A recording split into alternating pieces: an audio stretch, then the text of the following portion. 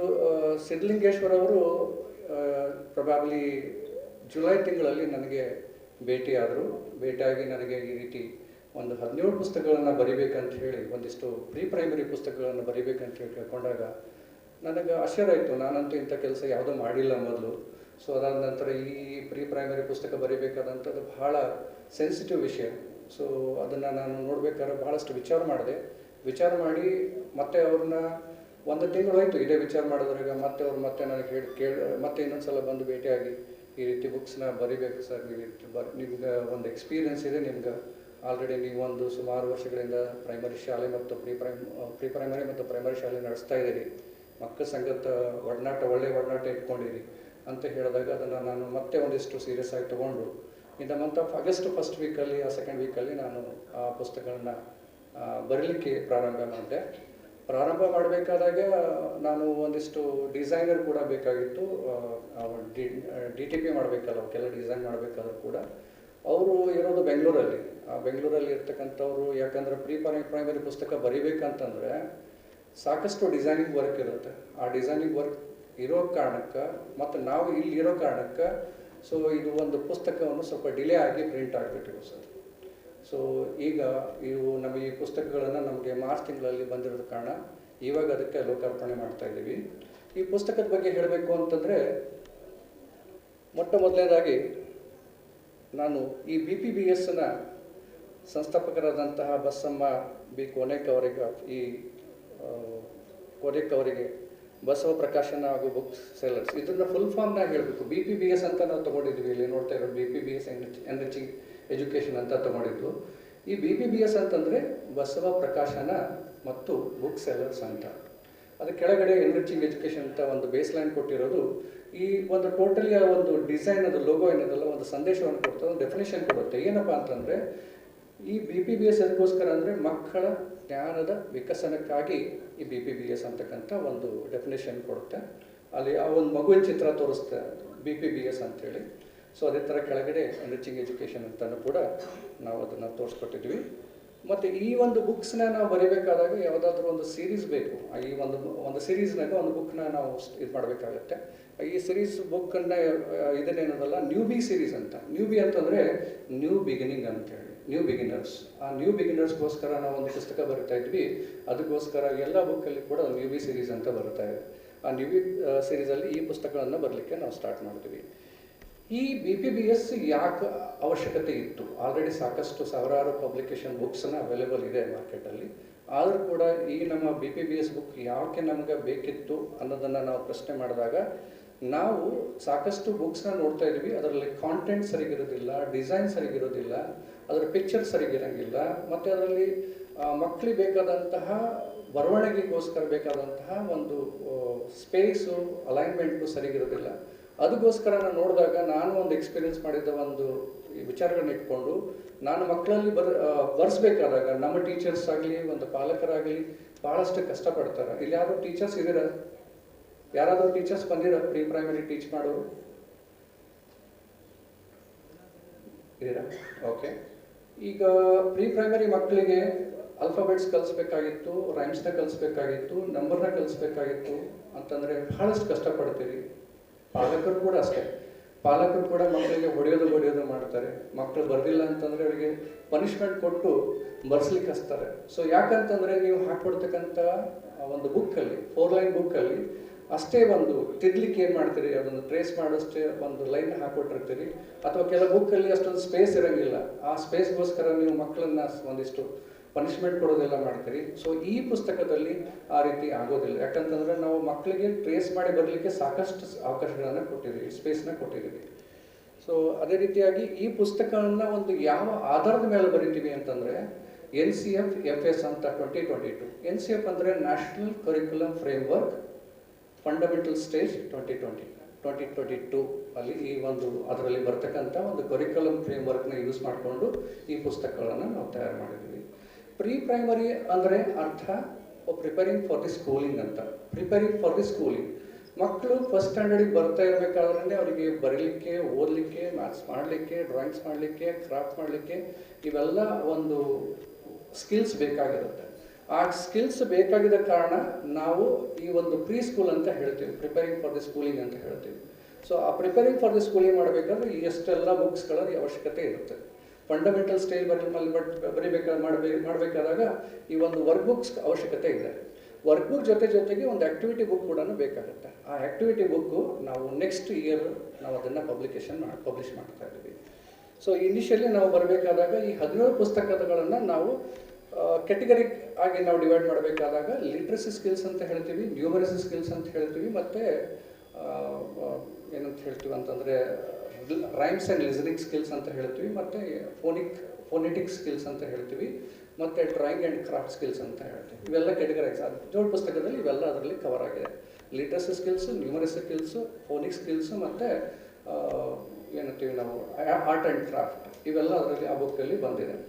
So ಇವಾಗ ನಾವು ಈ ಲಿಟ್ರಸಿ ಸ್ಕಿಲ್ಸಲ್ಲಿ ಮಾಡಬೇಕಾದಾಗ ಒಂದು capital letter, small letter, cursive capital, cursive small ಲೆಟ್ರನ್ನ ನಾವು ಇಲ್ಲಿ ಒಂದು ಬುಕ್ಕನ್ನು ಮಾಡಬೇಕಾದಾಗ ಅದಕ್ಕೆ ಪ್ರೀ ರೈಟಿಂಗ್ ಆ್ಯಕ್ಟಿವಿಟಿನ ಇದು ಮಾಡಬೇಕು. ಪ್ರೀ ರೈಟಿಂಗ್ ಆ್ಯಕ್ಟಿವಿಟಿ ಅಂತಂದರೆ ಮಗು ಬರಿಬೇಕಾದಕ್ಕಿಂತ ಮುಂಚೆ, ಈಗ ಫಾರ್ ಎಕ್ಸಾಂಪಲ್ ಕ್ಯಾಪಿಟಲ್ ಲೆಟರ್ ಬರಿಬೇಕಾದಂಥ ಮುಂಚೆ ಅವರಿಗೆ ಸ್ಟ್ಯಾಂಡಿಂಗ್ ಲೈನ್, ಸ್ಲೀಪಿಂಗ್ ಲೈನ್ ಅವಶ್ಯಕತೆ ಬರುತ್ತೆ. ಆ standing line, sleeping line pre activity ಇಟ್ಕೊಂಡು ಕ್ಯಾಪಿಟಲ್ ಲೆಟರ್ ಬರೆದಿದ್ವಿ. ಮತ್ತು ಸ್ಮಾಲ್ ಲೆಟರ್ ಬರಿಬೇಕಾದ್ರೆ ಸ್ವಲ್ಪ ಬ್ಲೆಂಡ್ಸ್ ಎಲ್ಲ ಬರುತ್ತೆ, ಆ ಬ್ಲೆಂಡ್ ಎಲ್ಲ ಬರಬೇಕು, ಮತ್ತು ಒಂದು ಸ್ವಲ್ಪ ಕರ್ವ್ಸ್ ಎಲ್ಲ ಬರ್ತಾವೆ. ಅದು ಬರಿಬೇಕಾದ್ರೂ ಕೂಡ ಅದಕ್ಕೆ ಆ ಆಲ್ಫಾಬೆಟ್ ಬರೋದಕ್ಕಿಂತ ಮುಂಚೆ ಪ್ರೀ ರೈಟಿಂಗ್ ಆ್ಯಕ್ಟಿವಿಟಿನ ಅಲ್ಲಿ ನಾವು ಅಳವಡಿಸ್ಕೊಂಡಿರೋದು. ಅದೇ ರೀತಿ ನಾವು ಮಾಡಬೇಕಾದ್ರೆ ಕರ್ಸಿವ್ ರೈಟಿಂಗ್ ಬರಿಬೇಕಾದ್ರೂ ಕೂಡ ಮಕ್ಕಳನ್ನ ಕೈ ಭಾಳ ಕೊಳ್ಳುತ್ತೆ, ಅದು ಒಂದು ಕೂಡ ನಾವು ಅದು ಪ್ರೀ ರೈಟಿಂಗ್ ಆ್ಯಕ್ಟಿವಿಟಿ ಇಟ್ಕೊಂಡು ಅದನ್ನು ಆಲ್ಫಾಬೆಟ್ ಸ್ಟಾರ್ಟ್ ಮಾಡಿದ್ದು. ಸ್ಮಾಲ್ ಲೆಟರ್ ಬರಿಬೇಕಾದ್ರೆ ಮತ್ತಷ್ಟು ನಾವು ಕೈ ಭಾಳ ಬಳಸಬೇಕಾಗತ್ತೆ, ಆ ಪ್ರೀ ರೈಟಿಂಗ್ ಆ್ಯಕ್ಟಿವಿಟಿ ಇಟ್ಕೊಂಡು ನಾವು ಅದನ್ನು ಸ್ಮಾಲ್ ಲೆಟರ್ ಕರ್ಸಿವ್ ರೈಟಿಂಗ್ನ ಅದರಲ್ಲಿ ನಾವು ಅಳವಡಿಸ್ಕೊಂಡಿದ್ದೀವಿ. ಆಮೇಲೆ ಇದೆಲ್ಲ ಕೂಡ ಒಂದು ಆಲ್ಫಾಬೆಟ್ ಬರೆದ ನಂತರ ಒಂದು ಆಲ್ಫಾಬೆಟ್ಟಿಗೆ ಫಾರ್ ಎಕ್ಸಾಂಪಲ್ ಈಗ ಎ ಅಂತ ಹೇಳ್ತೀವಿ, ಎ ಫಾರ್ ಆ್ಯಪಲ್ ಅನ್ನೋದು ಎಲ್ಲರಿಗೂ ಗೊತ್ತಿದೆ. ಆ A for aeroplane, A for alligator ಅಂತಕ್ಕಂಥ ಒಂದು ಆಲ್ಟರ್ನೇಟ್ ಫಾರ್ಮ್ಸ್ ಅಥವಾ ಆ ಸೌಂಡ್ಗಳು ಬರ್ತಕ್ಕಂಥ ಡಿಫ್ರೆಂಟ್ ಇಮೇಜಸ್ನ ನಾವು ಸುಮಾರು ಒಂದು ಆಲ್ಫಾಬೆಟ್ಟಿಗೆ ಕ್ಯಾಪಿಟಲ್ ಲೆಟ್ರಲ್ಲಿ 3, ಸ್ಮಾಲ್ ಲೆಟ್ರಲ್ಲಿ 2, ಕ್ಯಾಪಿಟಲ್ ಕರ್ಸಿವ್ನಲ್ಲಿ 2 ಮತ್ತು ಸ್ಮಾಲ್ ಕರ್ಸಿವ್ನಲ್ಲಿ 2 ಇಮೇಜಸ್ ಕೊಟ್ಟಿದ್ದು. ಮತ್ತು ಆ ಇಮೇಜಸ್ ಒಂದು ಬುಕ್ಕಿಂದ ಇನ್ನೊಂದು ಬುಕ್ಕಿಗೆ ಡಿಫ್ರೆಂಟ್ ಆಗಿರೋದು, ಸೇಮ್ ಇಮೇಜಸ್ ಅಲ್ಲ. ಸೊ ಒಟ್ಟಾರೆ capital letter, small letter, cursive capital letter, cursive small letter ಬರೆಯೋದ್ರ ಜೊತೆಗೆ ಆ ಮಗು ಒಂದು 760 ಅಸೋಸಿಯೇಟೆಡ್ ಇಮೇಜ್ ಸೌಂಡ್ ಇದೇನಿರ್ತದಲ್ಲ, for example A for apple, A for alligator, A for ant, ಈ ರೀತಿ ಒಂದು 10 ಇಮೇಜಸ್ನ ಮಗು ಗೊತ್ತು ಮಾಡ್ಬೋದು. ಟೋಟಲಿ 260 ಇಮೇಜಸ್ನ ಅದರಲ್ಲಿ ನಾವು ಮಕ್ಕಳಿಗೆ ಕಲಿಬೋದು. ಬರಿತಾ ಇಮೇಜ್ ಐಡೆಂಟಿಫೈ ಮಾಡ್ಕೋಬೋದು. ಆ ಒಂದು ಕೂಡ ಈ ಬುಕ್ಕಲ್ಲಿ ಇನ್ಕ್ಲೂಡ್ ಮಾಡ್ಕೊಂಡಿದ್ದೀವಿ. ಮತ್ತು ಈ ಆಲ್ಫಾಬೆಟ್ ಟೀಚ್ ಮಾಡಬೇಕಾದ್ರೆ ಟೀಚರ್ಗೆ ಮತ್ತು ಪಾಲಕರಿಗೆ ಬಹಳ ಒಂದು ಡಿಫಿಕಲ್ಟ್ ಟಾಸ್ಕ್ ಇರುತ್ತೆ. ಮಕ್ಕಳಲ್ಲಿ ನಾವು ನರ್ಸರಿ ಮಕ್ಕಳಿಗೆ 3 ವರ್ಷದ ಮಕ್ಕಳಿಗೆ ಕ್ಯಾಪಿಟಲ್ ಲೆಟರ್ ಹೇಳ್ಕೊಡ್ಬೇಕಂತ ಕಷ್ಟ ಆಗುತ್ತೆ. ಯಾಕಂತಂದರೆ ಯಾರ ಟೀಚರ್ ಆಗಲಿ ಪೇರೆಂಟ್ ಆಗಲಿ ಅದನ್ನು ಹಾಕಿ ಕೊಡಬೇಕು, ಮೊದಲಲ್ಲಿ ಬುಕ್ಕಲ್ಲಿ ಹಾಕಿಕೊಡ್ಬೇಕಾದ್ರೆ ಸಾಕಷ್ಟು ಟೈಮ್ ವೇಸ್ಟ್ ಆಗುತ್ತೆ. ಪ್ರತಿನಿತ್ಯ ಟೀಚರ್ಸಿಗೆ ಕೂಡ ಟೈಮ್ ವೇಸ್ಟ್ ಆಗುತ್ತೆ ಮತ್ತು ಪ್ರತಿನಿತ್ಯ ಪಾಲಕರಿಗೆ ಕೂಡ ಹಿಂಸೆ ಆಗುತ್ತೆ. ಅದಕ್ಕೋಸ್ಕರ ಈ ಬುಕ್ಕು ಅವೆಲ್ಲ ಒಂದು ಇರಾಡಿಕೇಟ್ ಮಾಡ್ತದಂತ ನಾವು ನಂಬಿರುತ್ತೆ. ಮತ್ತು ಈಗ ಈ ಒಂದು ಬುಕ್ಕಲ್ಲಿ ನಾವು ಯಾವುದೇ ಒಂದು ಆಲ್ಫಾಬೆಟ್ ಬರಲಿಕ್ಕೆ ಅಥವಾ ಏನೇ ಬರಲಿಕ್ಕೆ ಇನ್ನೂ ಸ್ಪೇಸ್ ಕೊಟ್ಟಿರೋದು. ಒಂದು ಆಲ್ಫಾಬೆಟ್ ಬರಲಿಕ್ಕೆ 2 ಪೇಜಿದ್ದು ಪ್ರಾಕ್ಟೀಸ್ಗೋಸ್ಕರ ಕೊಟ್ಟಿರೋದು, ಮತ್ತು ಇಲ್ಲಿ ಕ್ರಿಟಿಕಲ್ ಥಿಂಕಿಂಗ್ ಕೂಡ ಕೊಟ್ಟಿರೋದು. ಫಾರ್ ಎಕ್ಸಾಂಪಲ್ ಆಲ್ಫಾಬೆಟ್ ಎ ಬರೆದ ನಂತರ ಒಂದು ಕ್ರಿಟಿಕಲ್ ಥಿಂಕಿಂಗ್ ಕೊಟ್ಟಿರೋದು. ಅದೇನಂತಂದರೆ ಅಲ್ಲಿ ಫೈಂಡ್ ಆ್ಯಂಡ್ ರೈಟ್ ಅಂತ ಕೊಟ್ಟಿರೋದು. ಆ ಫೈಂಡ್ ಆ್ಯಂಡ್ ರೈಟಲ್ಲಿ ನೀವು ಮಗು ಯಾವ ಆಲ್ಫಾಬೆಟ್ ಬರೆದಿದೆ ಅದನ್ನು ಫೈಂಡ್ ಮಾಡಿಬಿಟ್ಟು ಅದನ್ನು ಸರ್ಕಲ್ ಮಾಡಬೇಕು. ಅಂದರೆ ಯಾವ ಅಕ್ಷರ ಬರೆದಿದೆ, ಫಾರ್ ಎಕ್ಸಾಂಪಲ್ ಅ ಬರೆದಿದೆ ಅಂತಂದರೆ ಅ ಅಕ್ಷರ ಮೇಲೆ ಬರೆದ ನಂತರ ಅ ಅಕ್ಷರನ ಐಡೆಂಟಿಫೈ ಮಾಡಿ ಅಲ್ಲಿ ಒಂದಿಷ್ಟು ಕ್ರಿಟಿಕಲ್ ಆ್ಯಕ್ಟಿವಿಟಿ ಕೊಟ್ಟಿರೋದು, ಆ ಅ ಅಕ್ಷರನ ಸರ್ಕಲ್ ಮಾಡಬೇಕು. ಈ ರೀತಿ ಎಲ್ಲ ಆಲ್ಫಾಬೆಟಿಗೂ ಕೂಡ ಆ ರೀತಿ ಆ್ಯಕ್ಟಿವಿಟಿ ನಾವು ಕೊಟ್ಟಿರೋದು. ಅದಾದ ನಂತರ ಈ ಬುಕ್ಕನ್ನು ಮ್ಯಾಕ್ಸಿಮಮ್ ಟೀಚರ್ದು ಟೈಮ್ ರಿಡ್ಯೂಸ್ ಮಾಡುತ್ತೆ ಅಂತ ನಾನು ಹೇಳಿ ಇಷ್ಟಪಡ್ತೀನಿ. ಇದೇ ರೀತಿಯಾಗಿ ಕನ್ನಡದ ಬುಕ್ ಕೂಡ ನಾವು ಅದರಲ್ಲಿ ಒಂದು ಯಾವುದೇ ಒಂದು ಪುಸ್ತಕ ಬರಿಬೇಕಾದಾಗ ಒಂದು ಅದರದ್ದು ಔಟ್ಕಮ್ ಬೇಕಲ್ಲ, ಅದು ಸ್ಕಿಲ್ಸ್ ಬೇಕಲ್ಲ, ಕೀ ಸ್ಕಿಲ್ಸು. ಆ ಕೀ ಸ್ಕಿಲ್ಸನ್ನು ಕೂಡ ಆ ಪಿಕ್ಚರ್ ಇಲ್ಲಿ ಒಂದು ಕವರಲ್ಲಿ ಕೂಡ ಇದನ್ನು ನಾವು ಇನ್ಕ್ಲೂಡ್ ಮಾಡಿರೋದು ಕೀ ಸ್ಕಿಲ್ಸ್ ಅಂತ. ಫಾರ್ ಎಕ್ಸಾಂಪಲ್ ಇದು ನಾನು ಬಂದಿರೋದು ಡ್ರಾಯಿಂಗ್ ಆ್ಯಂಡ್ ಆರ್ಟ್ ಕ್ರಾಫ್ಟ್ ಅಂತ. ಸೊ ಇದರಲ್ಲಿ ನಾವು recognition, observation, hand I coordination and critical thinking and adaptability ಅನ್ನೋದ್ರ ಬಗ್ಗೆ ನಾವು ಒಂದಿಷ್ಟು ಕೀ ಸ್ಕಿಲ್ಸ್ನ ಕೊಟ್ಟಿರೋದು. ಪ್ರತಿಯೊಂದು ಬುಕ್ಕಿಗೆ ಸ್ಕಿಲ್ಸ್ ಬೇರೆ ಬೇರೆ ಆಗುತ್ತೆ. ಆ ಪ್ರತಿಯೊಂದು ಸ್ಕಿಲ್ಸ್ನ ನಾವು ಸವಿಸ್ತರವಾಗಿ MCF ಪ್ರಕಾರನೇ ನಾವು ಅದನ್ನು ಕಾಗ್ನಿಟಿವ್ ಸ್ಕಿಲ್ಸ್ ಅಂತ ಹೇಳ್ತೀವಿ. ಅದನ್ನು ಅಡಾಪ್ಟ್ ಮಾಡಿಕೊಂಡು ನಾವು ಈ ಪುಸ್ತಕವನ್ನು ರೆಪ್ರೆಸೆಂಟ್ ಮಾಡಿದ್ದೀವಿ. ಸೊ ಈ ಒಂದು ಸ್ಕಿಲ್ಸ್, ಆ ಮಗು ಯಾವ ಥರದ ಸ್ಕಿಲ್ಸ್ ಮಗು ಕಲಿಯುತ್ತೆ ಅನ್ನೋದು ಆ ಪ್ರತಿಯೊಂದು ಪುಸ್ತಕದ ಕವರ್ ಮೇಲೇ ಆ ಸ್ಕಿಲ್ಸ್ನ ಹಾಕಿದ್ದೀವಿ. ಸೊ ನಂತರ ಹೇಳಬೇಕು ಅಂತಂದರೆ ಹಿಂದಿ ಅಲ್ಫಾಬೆಟ್ ಕೂಡ ವರ್ಕ್ಬುಕ್ ಕೂಡ ಇದೆ. ಹಿಂದಿ ಬರಲಿಕ್ಕೆ ಕೂಡ UKGದಿಂದ ಹಿಂದಿ ಅಲ್ಫಾಬೆಟ್ ಸ್ಟಾರ್ಟ್ ಮಾಡಬೇಕಾಗತ್ತೆ. ಆ ಮಗು ಹಿಂದಿ ಅಲ್ಫಾಬೆಟ್ಗೋಸ್ಕರ ಅದರಲ್ಲಿ ಪ್ರಾಕ್ಟೀಸ್ಗೋಸ್ಕರ ಅದನ್ನು ಕೂಡ ನಾವು ಕೊಟ್ಟಿದ್ದೀವಿ. ಸೊ ಇದೆಲ್ಲ ಲಿಟ್ರಸಿ ಸ್ಕಿಲ್ಸ್ ನಾವು ಟೀಚ್ ಮಾಡಬೇಕಾದಾಗೆ ಲ್ಯಾಂಗ್ವೇಜ್ ಅಂತ ಹೇಳ್ತೀವಿ. ಲಿಟ್ರಸಿ ಸ್ಕಿಲ್ಸ್ ಅಂದರೆ ಲ್ಯಾಂಗ್ವೇಜ್. ಆ ಲ್ಯಾಂಗ್ವೇಜ್ ಸ್ಕಿಲ್ಸ್ನ ಟೀಚ್ ಮಾಡಬೇಕಾದ್ರೆ ಮಕ್ಕಳಿಗೆ ನಾವು ಓದಿ ಹೇಳಿದ್ರೆ ತಿಳಿಯೋದಿಲ್ಲ. ಅದಕ್ಕೋಸ್ಕರ ಸಣ್ಣ ಕವಿತೆಗಳು ಬೇಕಾಗುತ್ತೆ. ಅದಕ್ಕೆ ನಾವು ರೈಮ್ಸ್ ಅಂತ ಹೇಳ್ತೀವಿ. ಆ ರೈಮ್ಸ್ ಕೂಡ, ಈ ರೈಮ್ಸ್ ಬುಕ್ ಕೂಡ ನಾವು ಇದರಲ್ಲಿ ಮಾಡಿದ್ದೀವಿ. ರೈಮ್ಸ್ ಮಾಡಬೇಕಾದಾಗ ನರ್ಸರಿಗೆ ಬೇರೆ, LKGಗೆ ಬೇರೆ, UKG ಬೇರೆ ರೈಮ್ಸನ್ನ ಕ್ಯಾಟಗರೈಸ್ ಮಾಡಿ ನರ್ಸರಿಗೆ ಒಂದು 25 ರೈಮ್ಸ್ನ ಇನ್ಕ್ಲೂಡ್ ಮಾಡಿದ್ದೀವಿ. ಸಣ್ಣ ರೈಮ್ಸ್ ಯಾರು ಆಲ್ರೆಡಿ ಪಾಪ್ಯುಲರ್ ರೈಮ್ಸ್ ಇದ್ದಿದ್ದನ್ನು ನಾವು ಕಲೆಕ್ಟ್ ಮಾಡಿದ್ವಿ. ಮತ್ತು ನಮ್ಮಲ್ಲಿ ಒಂದು 15 ರೈಮ್ಸ್ ಮತ್ತು ಸ್ಟೋರೀಸ್ ನಮ್ಮ ಸ್ವಂತದಿದೆ. ಬಾಕಿ ಎಲ್ಲ ನಾವು ಆಲ್ರೆಡಿ ನಾವೇನು ಟೀಚ್ ಮಾಡ್ತೀವಿ, ಯಾವ ಪಾಪ್ಯುಲರ್ ರೈಮ್ಸ್ ಇದೆ ಅದನ್ನು ಕಲೆಕ್ಟ್ ಮಾಡಿ ಈ ಬುಕ್ಕಲ್ಲಿ ಪ್ರಿಂಟ್ ಮಾಡಿದ್ದೀವಿ. ಸೊ ಟೋಟಲಿ ಒಂದು ಬುಕ್ಕಲ್ಲಿ, ಒಂದು ನರ್ಸರಿ ರೈಮ್ಸ್ ಬುಕ್ಕಲ್ಲಿ ಒಟ್ಟಾರೆ 25 English rhymes, 5 Kannada rhymes, 5 Hindi rhymes ಮತ್ತು 5 ಶಾರ್ಟ್ ಸ್ಟೋರೀಸ್ನ ಕವರ್ ಮಾಡಿದ್ವಿ. ಒಂದೇ ರೈಮಲ್ಲಿ ಇಂಗ್ಲೀಷು, ಕನ್ನಡ, ಹಿಂದಿ ಮತ್ತು ಶಾರ್ಟ್ ಸ್ಟೋರೀಸ್ ಒಂದೇ ಬುಕ್ಕಲ್ಲಿ ಕೂಡ ಅದರಲ್ಲಿ ಕವರ್ ಮಾಡಿದ್ದೀವಿ. ಅದೇ ಬಂದುಬಿಟ್ರೆ LKG ಬಂದುಬಿಟ್ರೆ ಮತ್ತೆ ಅದೊಂದು 20 English rhymes, 5 Kannada rhymes, 5 Hindi rhymes ಮತ್ತು 10 ಶಾರ್ಟ್ ಸ್ಟೋರೀಸ್. ಮಕ್ಕಳಿಗೆ ರೈಮ್ಸ್ನ ಟೀಚ್ ಮಾಡಬೇಕಾದ್ರೆ ಬಹಳ ಜಾಯ್ಫುಲ್ಲಿ ಟೀಚ್ ಮಾಡಬೇಕಾಗತ್ತೆ. ಆ ರೈಮಿಂಗ್ ವರ್ಡ್ಸ್ ಯೂಸ್ ಮಾಡಿಕೊಂಡು ಒಂದು ಕವಿತೆ ಇರುತ್ತಲ್ಲ, ಪೋಯಮ್ ಇರುತ್ತಲ್ಲ, ಆ ಥರ ಒಂದು ರೈಮ್ಸ್ ಇರುತ್ತೆ. ಆ ರೈಮ್ಸನ್ನ ಟೀಚ್ ಮಾಡಬೇಕಾದ್ರೆ ಮಕ್ಕಳಿಗೆ ಅದನ್ನು ರಿಸೈಟ್ ಮಾಡಬೇಕಾದ್ರೆ ಟಂಗ್ ಕೂಡ ಟ್ವಿಸ್ಟ್ ಆಗುತ್ತೆ. ಮತ್ತು ಅದನ್ನು ಒಂದು ಲಿಟ್ರಸಿ ಸ್ಕಿಲ್ಸು, ಒಂದು ಲ್ಯಾಂಗ್ವೇಜ್ ಕಲೀಲಿಕ್ಕೆ ಅದು ಒಂದು ಪ್ರೇರಣೆ ಮಾಡುತ್ತೆ ಅಂತ ಹೇಳ್ಬೋದು. ಅದನ್ನು ಮಾಡಬೇಕಂತಂದ್ರೆ ಮಕ್ಕಳು ಈಸಿಲಿ ಆ ಒಂದು ವರ್ಡ್ಸ್ನ ಕಲಿತು. For example, twinkle twinkle little star how I wonder what you are ಅಂತ ಹೇಳ್ಬಿಡ್ತೀವಿ. ಮಕ್ಕಳಿಗೆ ಹೇಳಬೇಕಾದ್ರೆ ಕೂಡ ಟೀಚರ್ ಕೂಡ twinkle twinkle little star how I wonder what you are ಅಂತಕ್ಕಂಥದ್ದು ನಾವು ಅವರಿಗೆ ಆ್ಯಕ್ಷನ್ ಮಾಡಿ ಅದನ್ನು ಓದಿ ಹೇಳಬೇಕಾದಾಗ, ಅದನ್ನು ಅದು ಪ್ರಾಕ್ಟೀಸ್ ಮಾಡಿಸ್ಬೇಕಾದಾಗ ನಾಲಿಗೆ ನುಲಿಗಳು ಅಂತ ಏನು ಅಂತೀವಲ್ಲ, ಟಂಗ್ ಟ್ವಿಸ್ಟರ್ಸ್, ಈ ರೀತಿ ಆ ಮಗುಗ ತೊದಲು ನುಡಿನಿಂದ ಸಾಫ್ಟಾಗಿ ಮಾತಾಡಲಿಕ್ಕೆ ಬರುತ್ತೆ ಮತ್ತು ಓದಲಿಕ್ಕೆ ಕೂಡ ಬರುತ್ತೆ. ಮತ್ತು ಆ ಮಗುವಿನ ಲಿಟ್ರಸಿ ಸ್ಕಿಲ್ಸ್ ಬಹಳ ಜಾಯ್ಫುಲಿ ಕಲಿಬಹುದು. ಅದಕ್ಕೋಸ್ಕರ ನಾವು ರೈಮ್ಸ್ ಬುಕ್ ಕೂಡ ಮಾಡಿದ್ದೀವಿ. ಸೊ ಒಟ್ಟಾರೆ ಹೇಳಬೇಕು ಅಂತಂದರೆ ಎಲ್ಲ ರೈಮ್ಸ್ ಆ್ಯಂಡ್ ಸ್ಟೋರೀಸು ಬಹಳ ಬೆಸ್ಟ್, ಕಲರ್ಫುಲ್ ಮತ್ತು ಅದನ್ನು ಮೀನಿಂಗ್ಫುಲ್ ಆಗಿ ಅದನ್ನು ಕಂಪ್ಲೀಟಾಗಿ ಎಲೋಬ್ರೇಟ್ ಮಾಡುವಾಗ ಆ ಥರ ಇಲಿಸ್ಟ್ರೇಟ್ ಮಾಡಿ ಅದನ್ನು ಪ್ರಿಂಟ್ ಮಾಡಿಸೋದು. ಮತ್ತು ನಮಗೆ ಇವತ್ತಿನ ದಿವಸಿಗೆ ಮಕ್ಕಳಿಗೆ ಓದ್ಲಿಕ್ಕೆ ಕಲಿಸ್ಬೇಕು ಅಂತ ಹೆಂಗೆ ಕಲಿಸ್ತೀವಪ್ಪ? ನಾವು ಇಂಗ್ಲೀಷ್ನಾಗ ಹೇಳ್ತೀವಿ ABCD ಅಂತ ಹೇಳ್ತೀವಿ. ಆ ABCD ಅಂತ ಹೇಳಿದಾಗ ಫಾರ್ ಎಕ್ಸಾಂಪಲ್ ಆ್ಯಂಡ್ ಅಂತ ಹೇಳ್ತೀವಿ. ಈ ಆ್ಯಂಡ್ ಅಲ್ಲಿಗತ್ತೀರಿ ಸರ್, ಅಲ್ಲಿಗತ್ತೀರಿ, ಡಿಫ್ರೆನ್ಸ್ ಹೆಂಗಾಗ್ತದೆ? ಫಾರ್ ಎಕ್ಸಾಂಪಲ್ ಬ್ಯಾಟ್ ಅಂತ ಹೇಳ್ತೀರಿ, ಕ್ಯಾಟ್ ಅಂತ ಹೇಳ್ತೀರಿ, ನೀವು C ಅಂತ ಹೇಳ್ತೀರಿ, ಕ ಎಲ್ಲದಲ್ಲಿ, ಕ ಎಲ್ಲದ, ಟ ಎಲ್ಲದಂತ. ಸೊ ಕನ್ಫ್ಯೂಷನ್ ಆಗುತ್ತೆ ಮಕ್ಕಳಿಗೆ. ಇನಿಷಿಯಲಿ ನಾವು ಆಲ್ಫಾಬೆಟ್ ಕಲಿಸ್ಬೇಕಾದಾಗ ABCD ಸೌಂಡನ್ನು ನಾವು ಫೊನೆಟಿಕ್ ವೈಸ್ ನಾವು ಕಲಿಸಿದ್ರೆ ಬಹಳ ಈಸಿ ಆಗುತ್ತೆ.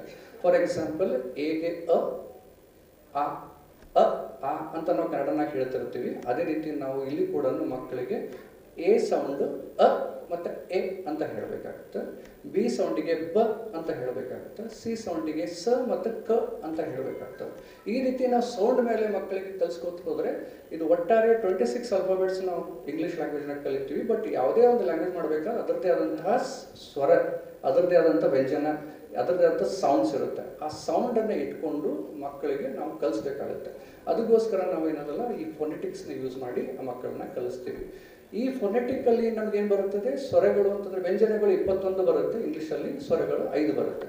ನಾವು ಯಾರಿಗೆ ಟೀಚರಿಗೆ ಕೇಳಬೇಕಾದ್ರೆ 5 ವೋವಲ್ ಸೌಂಡ್ಸ್, 21 ಕಾನ್ಸನೆಂಟ್ಸ್ ಅಂತ ಹೇಳ್ಬಿಡ್ತೀವಿ.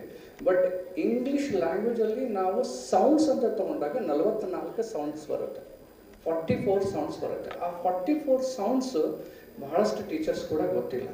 ಸೊ ಈ ಒಂದು ಫೋನಿಕ್ ಬುಕ್ಸಲ್ಲಿ ಅದ್ರ ಬಗ್ಗೆ ನಾವು ಪ್ರಿಫೇಸಲ್ಲೇ ಬರೆದಿರೋದು ಯಾವ್ಯಾವ ಆ ಥರ ಸೌಂಡ್ಸು ಏನಿದೆ ಅಂತ ಬರೆದಿರೋದು. ಮತ್ತು ಅಲ್ಲಿ ಲಾಂಗ್ ನಾವು ಓವಲ್ಸ್ ಅಂತಂದರೆ 5 ಓವಲ್ಸ್ ಅಂತ ಹೇಳ್ತೀವಿ. But there are totally 12 vowel sounds ಅಂತ ಹೇಳ್ತೀವಿ ನಾನು. ಹೆಂಗೆ ಸರ್ ಅವು 12 ಓವಲ್ ಸೌಂಡ್ಸ್ ಅಂದರೆ ಒಂದು ಲಾಂಗ್ ಓವಲ್ ಸೌಂಡು, ಒಂದು ಶಾರ್ಟ್ ಓವಲ್ ಸೌಂಡ್ಸು. ಅದು ಕನ್ನಡದ ಬಂದಾಗ ದೀರ್ಘ ಸ್ವರ ಮತ್ತು ಹ್ರಸ್ವ ಸ್ವರ ಅಂತ ಹೇಳ್ಬಿಡ್ತೀವಿ ನಾವು. ಈಸಿಯಾಗಿ ಹೇಳ್ಬಿಡ್ತೀವಿ, ದೀರ್ಘ ಸ್ವರ ಮತ್ತು ಹ್ರಸ್ವ ಸ್ವರ ಅಂತ ಹೇಳ್ಬಿಡ್ತೀವಿ. ಅದನ್ನೇ ನಾವು ಇಂಗ್ಲೀಷಿಗೆ ಬಂದುಬಿಟ್ರೆ ಓನ್ಲಿ 5 ಓವಲ್ಸ್ನ ಕಲಿಸ್ಬಿಡ್ತೀವಿ. ಸೊ ತಪ್ಪಾಗಲ್ಲ. ಸೊ ಮಗುಗೆ ಯಾವ ರೀತಿ ಓದ್ಲಿಕ್ಕೆ ಬರಬೇಕು? ಫಾರ್ ಎಕ್ಸಾಂಪಲ್ ನಾವು ಲಾಂಗ್ ಓವಲ್ಸ್ನ ಟೀಚ್ ಮಾಡಬೇಕಾದ್ರೆ ಶಾರ್ಟ್ ಓವಲ್ಸ್ನ ಟೀಚ್ ಮಾಡಬೇಕಾದ್ರೆ ಅದು ಓವಲ್ ಸೌಂಡನ್ನು ಸ್ವರಗಳನ್ನು ಕ್ಲಿಯರಾಗಿ ಕಲಿಸ್ಬೇಕಾಗುತ್ತೆ. ಫಾರ್ ಎಕ್ಸಾಂಪಲ್ ನಾವು ಒಂದು 2 ಎಕ್ಸಾಂಪಲ್ನ ಕೊಡ್ಬೋದು. For example long vowels, short ಓವಲ್ಸ್ಗೆ. ಈ ಶಾರ್ಟ್ ಓವಲ್ಸ್ಗೆ that pen is not much good ಅಂತ ಹೇಳ್ತೀನಿ. ದ್ಯಾಟ್ ಅಲ್ಲಿ ಎ ಸೌಂಡ್ ಬರ್ತಾ ಇದೆ, ಅದು ಶಾರ್ಟ್ ಇದೆ. ಪೆನ್ನಲ್ಲಿ ಇ ಸೌಂಡ್ ಬರ್ತಾ ಇದೆ, ಅದು ಕೂಡ ಶಾರ್ಟ್ ಇದೆ. ಈಸಿಗೆ ಐ ಸೌಂಡು ಲೈಟಾಗಿ ಬರ್ತಾ ಇದೆ, ಅದು ಶಾರ್ಟ್ ಓವಲ್ ಸೌಂಡ್ ಅಂತ ಬರುತ್ತೆ.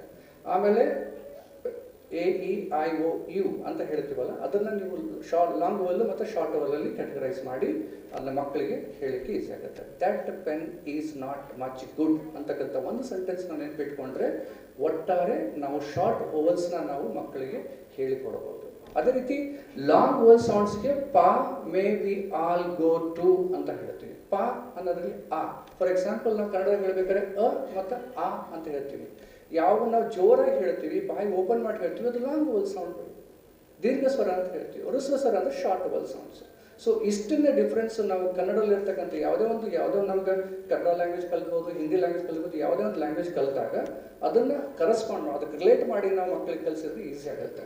ಅದಕ್ಕೋಸ್ಕರ ನಾವೇನು ಮಾಡಿದ್ವಿ, ಟೋಟಲಿ 12 ಓವಲ್ ಸೌಂಡ್ಸ್ ಮೇಲೆ ನಾವು ಮಕ್ಕಳಿಗೆ ವಿತ್ ಎಕ್ಸಾಂಪಲ್ಸ್ನ ಬರೀಲಿಕ್ಕೆ ಮತ್ತು ಓದಲಿಕ್ಕೆ ಹೆಲ್ಪ್ ಆಗಲಿ ಅಂತ ಕೆಲವೊಂದು ವರ್ಕ್ಬುಕ್, ಫೋನಿಕ್ ವರ್ಕ್ಬುಕ್ಸ್ ಅಂತ ಮಾಡಿದ್ವಿ. ಫಾರ್ LKGಗೆ ನಾವೇನು ಕವರ್ ಮಾಡಿದ್ದು ಅಂದರೆ ಓನ್ಲಿ ಶಾರ್ಟ್ ಓವಲ್ ಸೌಂಡ್ಸ್ನ ನಾವು ಕವರ್ ಮಾಡಿಬಿಟ್ಟು ಕವರ್ ಮಾಡಿದ್ವಿ. ಮತ್ತು ಲಾಂಗ್ ಓವಲ್ ಸೌಂಡ್ಸ್ ಏನದಲ್ಲ UKG ಕವರ್ ಮಾಡಿರೋದು.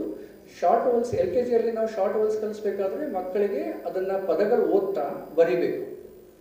ಅದೇ ಶಾರ್ಟ್, ಅದು ಸೆಕೆಂಡ್ ಅಲ್ಫಾಬೆಟ್ಸಲ್ಲಿ ನಾವು ಬರೆದಿರೋದು. ಅದೇ ರೀತಿ UKGಯವರಿಗೆ ನಾವು ಏನು ಮಾಡಿದ್ವಿ, ಕರ್ಸಿವ್ ರೈಟಿಂಗಲ್ಲಿ ಅದನ್ನು ಮಾಡಿರೋದು. ಆ ಕರ್ಸಿವ್ ರೈಟಿಂಗ್ ಬರೆಯೋದನ್ನು ಪ್ರಾಕ್ಟೀಸ್ ಆಗಬೇಕು ಮತ್ತು ಓದೋದನ್ನು ಪ್ರಾಕ್ಟೀಸ್ ಆಗಬೇಕು ಅಂಥೇಳಿ ಒಂದು ವರ್ಕ್ಬುಕ್ನ ನಾವು ಇಂಟ್ರೊಡ್ಯೂಸ್ ಮಾಡಿದ್ವಿ. ಸೊ ಈ ಥರ ಒಂದು ಫೋನಿಕ್ ವರ್ಡ್ಸ್ ಕೂಡ ನಾವಿಲ್ಲಿ ಫೋನಿಕ್ಸ್ ಬುಕ್ಸ್ ಕೂಡ ನಾವಿಲ್ಲಿ ಇದು ಮಾಡಿರೋದು. ಅದಾದ ನಂತರ ನಾವು ಫಾರ್ ಜೂನಿಯರ್ KGಗೆ ಶಾರ್ಟ್ ಓವಲ್ ಸೌಂಡ್ಸ್ ಇದೆಲ್ಲ ಇನ್ಕ್ಲೂಡ್ ಮಾಡಿದ್ವಿ. ಈಗ ನೆಕ್ಸ್ಟ್ ಬರಬೇಕಂತಂದರೆ ಇದೆಲ್ಲ ನಾವು ಲಿಟ್ರಸಿ ಸ್ಕಿಲ್ಸಲ್ಲಿ ಇಷ್ಟೆಲ್ಲ ನಾವು ಕವರ್ ಮಾಡಿರೋದು ಸರ್. ಮತ್ತು ಅದಕ್ಕೆ ನ್ಯೂಮರಿಸಿ ಸ್ಕಿಲ್ಸಲ್ಲಿ ಬಂದುಬಿಟ್ರೆ ನಂಬರ್ಸ್, ರೈಟಿಂಗ್ ನಂಬರ್ಸ್ ಅಂತ ಹೇಳ್ತೀವಿ. ಅಂದರೆ before number, after number, skipped number ಇವೆಲ್ಲ ಕಲಿಸ್ಬೇಕಾದ್ರೂ ಕೂಡ ನಂಬರ್ ಬೇಕಾಗುತ್ತೆ. ಆ ನಂಬರ್ನ ಈಸಿಯಾಗಿ ಅರ್ಥ ಮಾಡ್ಕೋಬೇಕು ಮತ್ತು ಈಸಿಯಾಗಿ ಬರಿಬೇಕಂತಂದರೆ ಆ ಮಗು ಆ ನಂಬರ್ಸ್ನ ಕರೆಕ್ಟಾಗಿ ಬರೆಯೋದು ಮತ್ತು ಓದೋದನ್ನು, ಮತ್ತು ಅದು 2 ಹೆಂಗಾಯಿತು, 3 ಹೆಂಗಾಗುತ್ತೆ, 4 ಹೆಂಗಾಗುತ್ತೆ, 11 ಹೆಂಗಾಗುತ್ತೆ, 20 ಹೆಂಗಾಗುತ್ತೆ, 25 ಹೆಂಗಾಗುತ್ತೆ ಅಂತಕ್ಕಂಥದ್ದು ಇದೆಲ್ಲ ಅದರಲ್ಲಿ ನಾವು ಕವರ್ ಮಾಡಿರೋದು. ಆಮೇಲೆ ಆ ನಂಬರ್ ಬುಕ್ಕಲ್ಲಿ 1-2 ಮಿನಿಟ್ ತಗೋತೀನಿ. ಆ ನಂಬರ್ ಬುಕ್ಕಲ್ಲಿ ನಾವು 1 to 10 ನಾವು ರೆಪ್ರೆಸೆಂಟ್ ಮಾಡಿ ಬರೀಬೇಕಾದಾಗ ಹ್ಯಾಂಡ್ ಜೆಸ್ಚರ್ಸ್ ಕೂಡ ಕೊಟ್ಟಿವಿ. 1 ಮತ್ತು ಒಂದು ಆಬ್ಜೆಕ್ಟ್ ಕೂಡ ಕೊಟ್ಟಿವಿ ಆ ಮಗುಗೆ ಈಸಿಲಿ ಅರ್ಥ ಆಗಬೇಕು ಅಂತ. ಅದೇ ರೀತಿ 10 ನಮಗೆ ಫಿಗರ್ಸ್ ಇದೆ. ಅದೇ ರೀತಿ ನಾವೇನು ಮಾಡಿದ್ವಿ, 1 2 3 4 5 ಈ ರೀತಿ ನಾವು ಅದನ್ನ ಮಕ್ಕಳನ್ನ ಹ್ಯಾಂಡ್ ಲೆಕ್ಚರ್ ತೋರಿಸ್ಬಿಟ್ಟು ಮತ್ತು ಒಂದಿಷ್ಟು ಆಬ್ಜೆಕ್ಟ್ಸ್ನ ತೋರಿಸ್ಬಿಟ್ಟು ಅವು ನಂಬರ್ನ ಈಸಿಯಾಗಿ ಬರಿತಾ ಅದನ್ನು ಐಡೆಂಟಿಫೈ ಮಾಡಲಿಕ್ಕೆ, ಮತ್ತು ಅಲ್ಲಿ ಕೂಡ ಯಾವ ನಂಬರ್ನ ನಾವು ಆಲ್ರೆಡಿ ಬರಿತೀವಿ ಅದನ್ನು ಸರ್ಕಲ್ ಮಾಡಬೇಕು ಅಂತಕ್ಕಂಥದ್ದು ಕೂಡ ಆ ರೀತಿ ಆ್ಯಕ್ಟಿವಿಟಿ ಬುಕ್ಕಲ್ಲಿ ಅದನ್ನು ಇನ್ಕ್ಲೂಡ್ ಮಾಡಿದ್ದೀವಿ ಸರ್. ಇದು ನ್ಯೂಮರಿಸಿ ಸ್ಕಿಲ್ಸಲ್ಲಿ ಬಂದಿರೋದು. ಅದೇ ರೀತಿ ನಾವು ಯಾವುದೇ ಒಂದು ಆರ್ಟ್ ಕ್ರಾಫ್ಟ್ ಕೂಡ ಒಂದು ಕ್ರಿಟಿಕಲ್ ಥಿಂಕಿಂಗು, ಒಂದು ಮೆಂಟಲ್ ಎಬಿಲಿಟಿ ಮತ್ತು ಕಾಗ್ನಿಟಿವ್ ಸ್ಕಿಲ್ಸ್ನ ಇಂಪ್ರೂವ್ಮೆಂಟ್ ಮಾಡಬೇಕಾದ್ರೆ ಮಕ್ಕಳಿಗೆ ಆರ್ಟದ್ದು ಮತ್ತು ಕ್ರಾಫ್ಟದ್ದು ಕೂಡ ಅಲ್ಲಿ ಇಂಪಾರ್ಟೆಂಟ್ ಇರುತ್ತೆ. ಅದು ಕೂಡ ನರ್ಸರಿ, LKG, UKGಗೆ ಆರ್ಟ್ ಕ್ರಾಫ್ಟ್ ಬುಕ್ ಕೂಡ ನಾವು ಅಲ್ಲಿ ಇಂಟ್ರೊಡ್ಯೂಸ್ ಮಾಡಿದ್ದೀವಿ. ಇದೆಲ್ಲ ಪಬ್ಲಿಕ್ಗೆ ನಾನು ಸಾಕಷ್ಟು ಟೈಮ್ ಕೂಡ ತಗೋತಾ ಇದ್ದೀನಿ. ದಯವಿಟ್ಟು ಈಗ ನಾನು ವೈಂಡ್ ಅಪ್ ಮಾಡ್ತೀನಿ. ಈ ಎಲ್ಲ ಬುಕ್ ಬರಲಿಕ್ಕೆ ನನಗೆ ಬಹಳಷ್ಟು ಸಹಕಾರ ನಮಗೆ ಸಿದ್ಧಲಿಂಗೇಶ್ವರ್ ಕೋನೇಕ್ ಅವರು ಮತ್ತು ಶರಣು ಕೋನೇಕ್ ಅವರು ನನಗೆ ಬಹಳ ಸಹಕಾರ ಮಾಡಿದ್ದಾರೆ.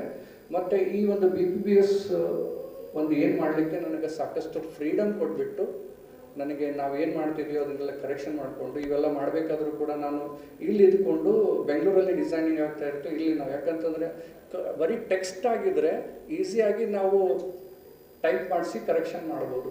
ಬಟ್ ಇಲ್ಲಿ ಬರಿಬೇಕಾದಾಗ ಹೈಟು, ವಿಡ್ತು, ಆಮೇಲೆ ಅದು ಬ್ಲೆಂಡು, ಆಮೇಲೆ ಅದು ಸ್ಟ್ರೋಕು ಕರೆಕ್ಟಾಗಿ ಬರಬೇಕು. ಅದನ್ನು 3 ಸಲ ಕರೆಕ್ಷನ್ಸ್ ಮಾಡಿಬಿಟ್ಟು ಕಳಿಸಿ ಮತ್ತು ರಾತ್ರಿ ಎಲ್ಲ ಒಂದು ಲ್ಯಾಪ್ಟಾಪ್ ಮುಂದೆ ಮೊಬೈಲ್ ಹಿಡ್ಕೊಂಡು ಅದನ್ನು ಕರೆಕ್ಷನ್ ಮಾಡಿ ಈ ರೀತಿ ಮಕ್ಕಳಿಗೆ ಏನದಲ್ಲ ಫಂಡಮೆಂಟಲ್ ಸ್ಟೇಜಿಗೆ ಒಂದು ಥರೋ ಕಾಪಿ ರೈಟಿಂಗ್ ಆಗಬೇಕು, ಥರೋ ಪ್ರಾಕ್ಟೀಸ್ ಆಗಬೇಕು ಅನ್ನೋಕ್ಕೋಸ್ಕರ ನಾವು ಈ ರೀತಿ ವರ್ಕ್ಬುಕ್ಸ್ನ ನಾವು ಈ ಪಬ್ಲಿಷ್ ಮಾಡಿದ್ದಾರೆ. ಈಗ ಮುಂದಿನ ವರ್ಷ ನಾವು ಏನದಲ್ಲ ಇದಕ್ಕೆ ಕೋರ್ಸ್ ಬುಕ್ಸ್ನ ನಾವು ಮಾಡ್ತಾ ಇದ್ದೀವಿ. ಓಕೆ, ಇದಕ್ಕೆ ನಾನು ಸಿದ್ಧಲಿಂಗೇಶ್ವರ ಹಾಗೂ ಶರಣು ಅವರಿಗೆ ಬಹಳಷ್ಟು ಧನ್ಯವಾದಗಳನ್ನು ಅರ್ಪಿಸ್ತೇನೆ. ಈ ಒಂದು 4 ಮಾತು ಮಾಡಿ ನನ್ನ ಈ ಒಂದು ಕೃತಿಗಳ ಒಂದು ಇಂಟ್ರೊಡಕ್ಷನ್ನ ಮುಗಿಸ್ತೇನೆ. Thank you sir.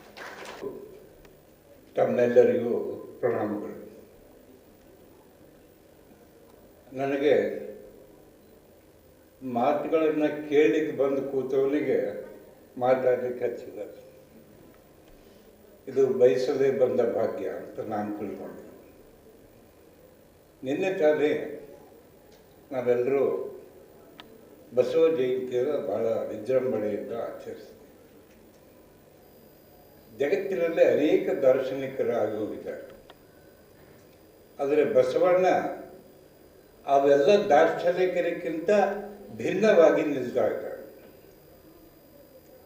ಈಗಾಗಲೇ ಶಿವರಾಜ್ ಪಾಟೀಲರು ಹೇಳಿದರು, ನಾವೆಲ್ಲ ಚಿಕ್ಕವರಿದ್ದಾಗ ಬಸವ ಜಯಂತಿ ಅಂದ್ರೆ ಎತ್ತುಗಳ ಜಯಂತಿ, ಎತ್ತುಗಳ ಮೆರವಣಿಗೆ ಮಾಡ್ತಾ ಇದ್ದೆ.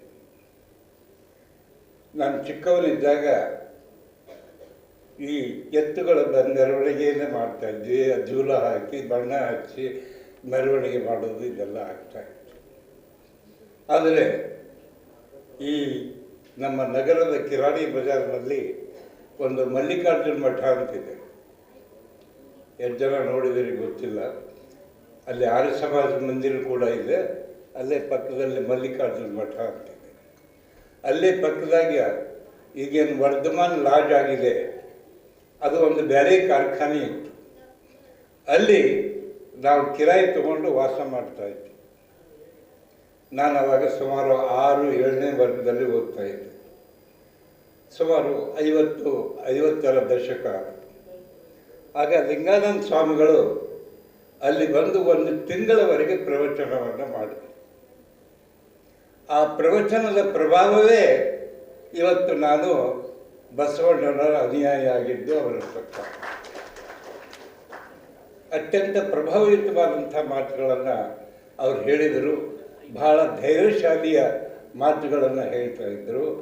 ಅವರು ಇಲ್ಲಿ ಬ್ರಹ್ಮಪುರದಲ್ಲಿ ಒಂದು ಕಡೆ ಕಾರ್ಯಕ್ರಮಕ್ಕೆ ಹೋಗುವಾಗ ಅಲ್ಲಿ ಅವರಿಗೆ ಹೊಡಿತಾರ ಬಡಿತಾರ ಅಂತಕ್ಕಂಥ ಪ್ರಶ್ನೆ ಬಂದಾಗ ನಮ್ಮಲ್ಲಿಯ ಓಣಿಯ ಜನ ಎಲ್ಲ ಕೂಡ ಹೋಗಿ ಅವರಿಗೆ ಬೆಂಗಾವಲಿಗೆ ನಿಂತಿದ್ದು ನಾನು ಕಂಡಿದ್ದೇನೆ.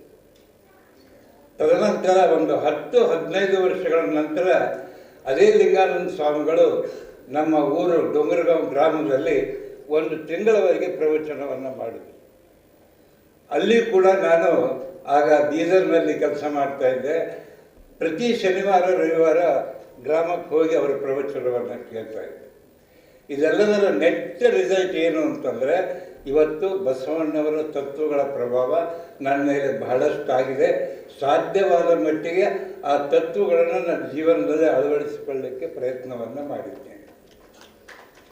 ಸರ್ಕಾರಿ ಸೇವೆಯಲ್ಲಿದ್ದಾಗ ಕೂಡ ಅದು ನೌಕರಿ ಅಂತ ತಿಳಿಯದೆ ಕಾಯಕ ಅಂತ ತಿಳಿದ ಕೆಲಸ ಮಾಡಲಿಕ್ಕೆ ಪ್ರಯತ್ನವನ್ನು ಮಾಡಿದ್ದೇನೆ. ಆ ರೀತಿಯಾಗಿ ಇವತ್ತು ಮಾತಾಜಿಯವರಿಗೆ ಏನು ಪ್ರಶಸ್ತಿ ಕೊಟ್ಟಿದ್ದಾರೆ ಅದು ಬಹಳ ಯೋಗ್ಯವಾಗಿದೆ ಅಂತ ಹೇಳಿ ನಾನು ತಿಳ್ಕೊಂಡೆ. ಯಾಕಂದರೆ ಬಸವರಾಜ್ ಕೋನೆ ಕುಟುಂಬದವರು ಕೊಡೋದು, ಮಾತೋಶ್ರೀ ಬಸಮ್ಮನವರ ಹೆಸರಿನಲ್ಲಿ ಕೊಡೋದು, ತಾಯಿಯವರಿಗೆ ಕೊಡ್ತಾ ಇರೋದು, ಇವೆಲ್ಲವೂ ಕಾಕತಿಗಳೇ ಅಂತ ನಾನು ತಿಳ್ಕೊಂಡಿದ್ದೆ. ಬಸವರಾಜ್ ಕೋನೇಕ್ ಅವರ ಕುಟುಂಬವನ್ನು ನಾನು ಅವರು ಪ್ರಕಾಶನ ಪ್ರಾರಂಭ ಮಾಡಿದ ದಿನದಿಂದಲೂ ನೋಡ್ತಾ ಇದ್ದೇನೆ. ಬಸವರಾಜ್ ಕೋನೇಕ್ ಅವರು ಕಾಯಕ ಜೀವಿ ಆದರೆ ಬಸಮ್ಮ ತಾಯಿಯವರು ದಾಸೋಹಿಗಳು.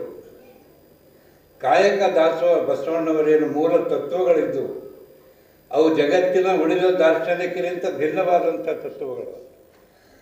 ಬಸವಣ್ಣವರು ಎಂದೂ ತಪಶ್ಚರ್ಯ ಮಾಡಿರಿ, ಸಂಸಾರವನ್ನು ಬಿಡ್ರಿ, ದೇವರನ್ನು ಒಲಿಸಿಕೊಳ್ಳ್ರಿ ಅಂತ ಎಲ್ಲೂ ಹೇಳಲಿಲ್ಲ. ಅವರು ಕಾಯಕ ಮಾಡಿರಿ, ದಾಸೋಹ ಮಾಡಿರಿ, ಅದೇ ದೇವರ ಪೂಜೆ, ಅದೇ ದೇವರು ಅಂತಕ್ಕಂಥ ಮಾತನ್ನು ಹೇಳಿ ಆ ರೀತಿಯಾಗಿ ಅದನ್ನು ಜೀವನದಲ್ಲಿ ಅಳವಡಿಸಿಕೊಂಡು ತಮ್ಮ ವ್ಯಾಪಾರವನ್ನೇ ಕಾಯಕವನ್ನಾಗಿ ಮಾಡಿಕೊಂಡಂಥ ಬಸವರಾಜ್ ಕೋನೇಕ್ ಅವರಿಗೂ, ದಾಸೋಹವನ್ನೇ ತಮ್ಮ ಸಂಸ್ಕೃತಿಯ ಪ್ರಮುಖ ಲಕ್ಷಣವಾಗಿ ಮಾಡಿಕೊಂಡಂಥ ಬಸಮ್ಮ ತಾಯಿಯವರಿಗೂ, ಅವರ ಕೋನೇಕ್ ಕುಟುಂಬದವರಿಗೂ ನಾನು ಹಾರ್ದಿಕ ಅಭಿನಂದನೆಗಳನ್ನು ಸಲ್ಲಿಸುತ್ತೇನೆ. ಈ ರೀತಿಯಾದಂಥ ಒಂದು ಒಳ್ಳೆಯ ಒಂದು ಪ್ರಕಾಶನ ಸಂಸ್ಥೆಯನ್ನು ನಡೆಸ್ತಾ ಇರೋದು ಬರೀ ಅವರ ಕುಟುಂಬಕ್ಕಷ್ಟೇ ಅಲ್ಲ, ಇಡೀ ನಮ್ಮ ಕಲ್ಯಾಣ ಕರ್ನಾಟಕ ಪ್ರದೇಶದ ಜನರಿಗೆ ಒಂದು ಹೆಮ್ಮೆಯ ವಿಷಯ ಅಂತೇಳಿ ನಾನು ತಿಳ್ಕೊಂಡು. ಯಾಕಂದರೆ ಪುಸ್ತಕ ವ್ಯಾಪಾರ ಭಾಳ ಜನ ಮಾಡ್ತಾರೆ, ಪ್ರಕಾಶನ ಸಂಸ್ಥೆಗಳು ಬಹಳಷ್ಟಿದೆ. ಆದರೆ ಅದನ್ನು ಒಂದು ಕಾಯಕವಾಗಿ ತಿಳಿದುಕೊಂಡು ಜನರಿಗೆ ಉಪಯೋಗವಾಗ್ತಕ್ಕಂಥ ರೀತಿಯಲ್ಲಿ ಆ ಪ್ರಕಾಶನ ಸಂಸ್ಥೆಯನ್ನು ನಡೆಸೋದು ಎಷ್ಟು ಕಷ್ಟ ಅನ್ನೋದು ನನಗೂ ಆ ಸಂಸ್ಥೆ ಆ ಒಂದು ಪ್ರಕಾಶನ ವ್ಯವಹಾರಗಳಲ್ಲಿ ಭಾಗವಹಿಸ್ತಾ ಇರೋದ್ರಿಂದ ನನಗೆ ಚೆನ್ನಾಗಿ ಗೊತ್ತು. ಈ ರೀತಿಯಾದಂಥ ವರ್ಷಕ್ಕೆ ಸುಮಾರು 130, 150, 180 ಪುಸ್ತಕಗಳವರೆಗೆ ಪ್ರಕಟ ಮಾಡೋದು ಅಂದರೆ ಸಾಮಾನ್ಯ ಕೆಲಸ ಅಲ್ಲ, ಇದೊಂದು ಪವಾಡ ಅಂತಲೇ ಹೇಳಬಹುದು. ಈ ರೀತಿಯಾದಂಥ ಕೆಲಸ ಕಾರ್ಯಗಳನ್ನು ಮಾಡಿ ಕಲಬುರಗಿಗೆ ಒಂದು ಒಳ್ಳೆಯ ಹೆಸರನ್ನು ತಂದುಕೊಂಡಂಥ ಬಸವರಾಜ್ ಕೋನೇಕ್ ಅವರ ಕುಟುಂಬದವರಿಗೆ ಮತ್ತೊಮ್ಮೆ ಮಗದೊಮ್ಮೆ ಅಭಿನಂದನೆಗಳನ್ನು ಸಲ್ಲಿಸಲಿಕ್ಕೆ ಬಯಸ್ತೀನಿ. ಇವತ್ತು ಈ ನರ್ಸರಿ, LKG, UKG ಈ ಸಂಬಂಧಪಟ್ಟಂಥ ವರ್ಗಗಳಿಗೆ ಪಠ್ಯಪುಸ್ತಕಗಳನ್ನು 17 ಪುಸ್ತಕಗಳನ್ನು ಇವತ್ತು ಬಿಡುಗಡೆ ಲೋಕಾರ್ಪಣೆ ಮಾಡಿದ್ದಾರೆ. ಆದರೆ ನನ್ನ ಒಂದೇ ಒಂದು ಸಲಹೆ ಏನು ಅಂತಂದರೆ, ಭಾಳ ಜನ ಏನು ತಿಳ್ಕೊಂಡಿದ್ದಾರೆ, ಇವತ್ತು ನಾವು ಒಂದು ಶಾಲೆ ನಡೆಸ್ತೀವಿ, ಅಲ್ಲಿ LKG, UKG ಕ್ಲಾಸಸ್ ಇದೆ.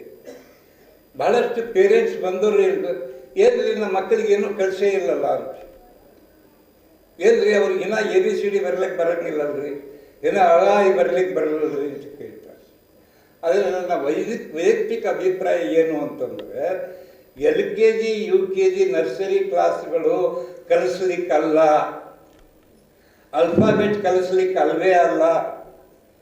ಅಲ್ಲಿ ಪ್ರಥಮವಾಗಿ ಮಕ್ಕಳನ್ನು ಶಾಲೆಗೆ ಬರುವಂತೆ ಆಕರ್ಷಣೆ ಮಾಡಲಿಕ್ಕೆ, ಆ ಒಂದು ರಾಟಿ ಹಾಕಲಿಕ್ಕೆ ಆ ಕ್ಲಾಸ್ಗಳಿದೆ ಅಂತಕ್ಕ. ನಮ್ಮ ಅಭ್ಯಾಸ ಎಲ್ಲಿ ಶುರು ಆಗಬೇಕಂದ್ರೆ 1ನೇ ಕ್ಲಾಸ್ನಿಂದ ಅಭ್ಯಾಸ ಶುರು ಆಗಬೇಕು.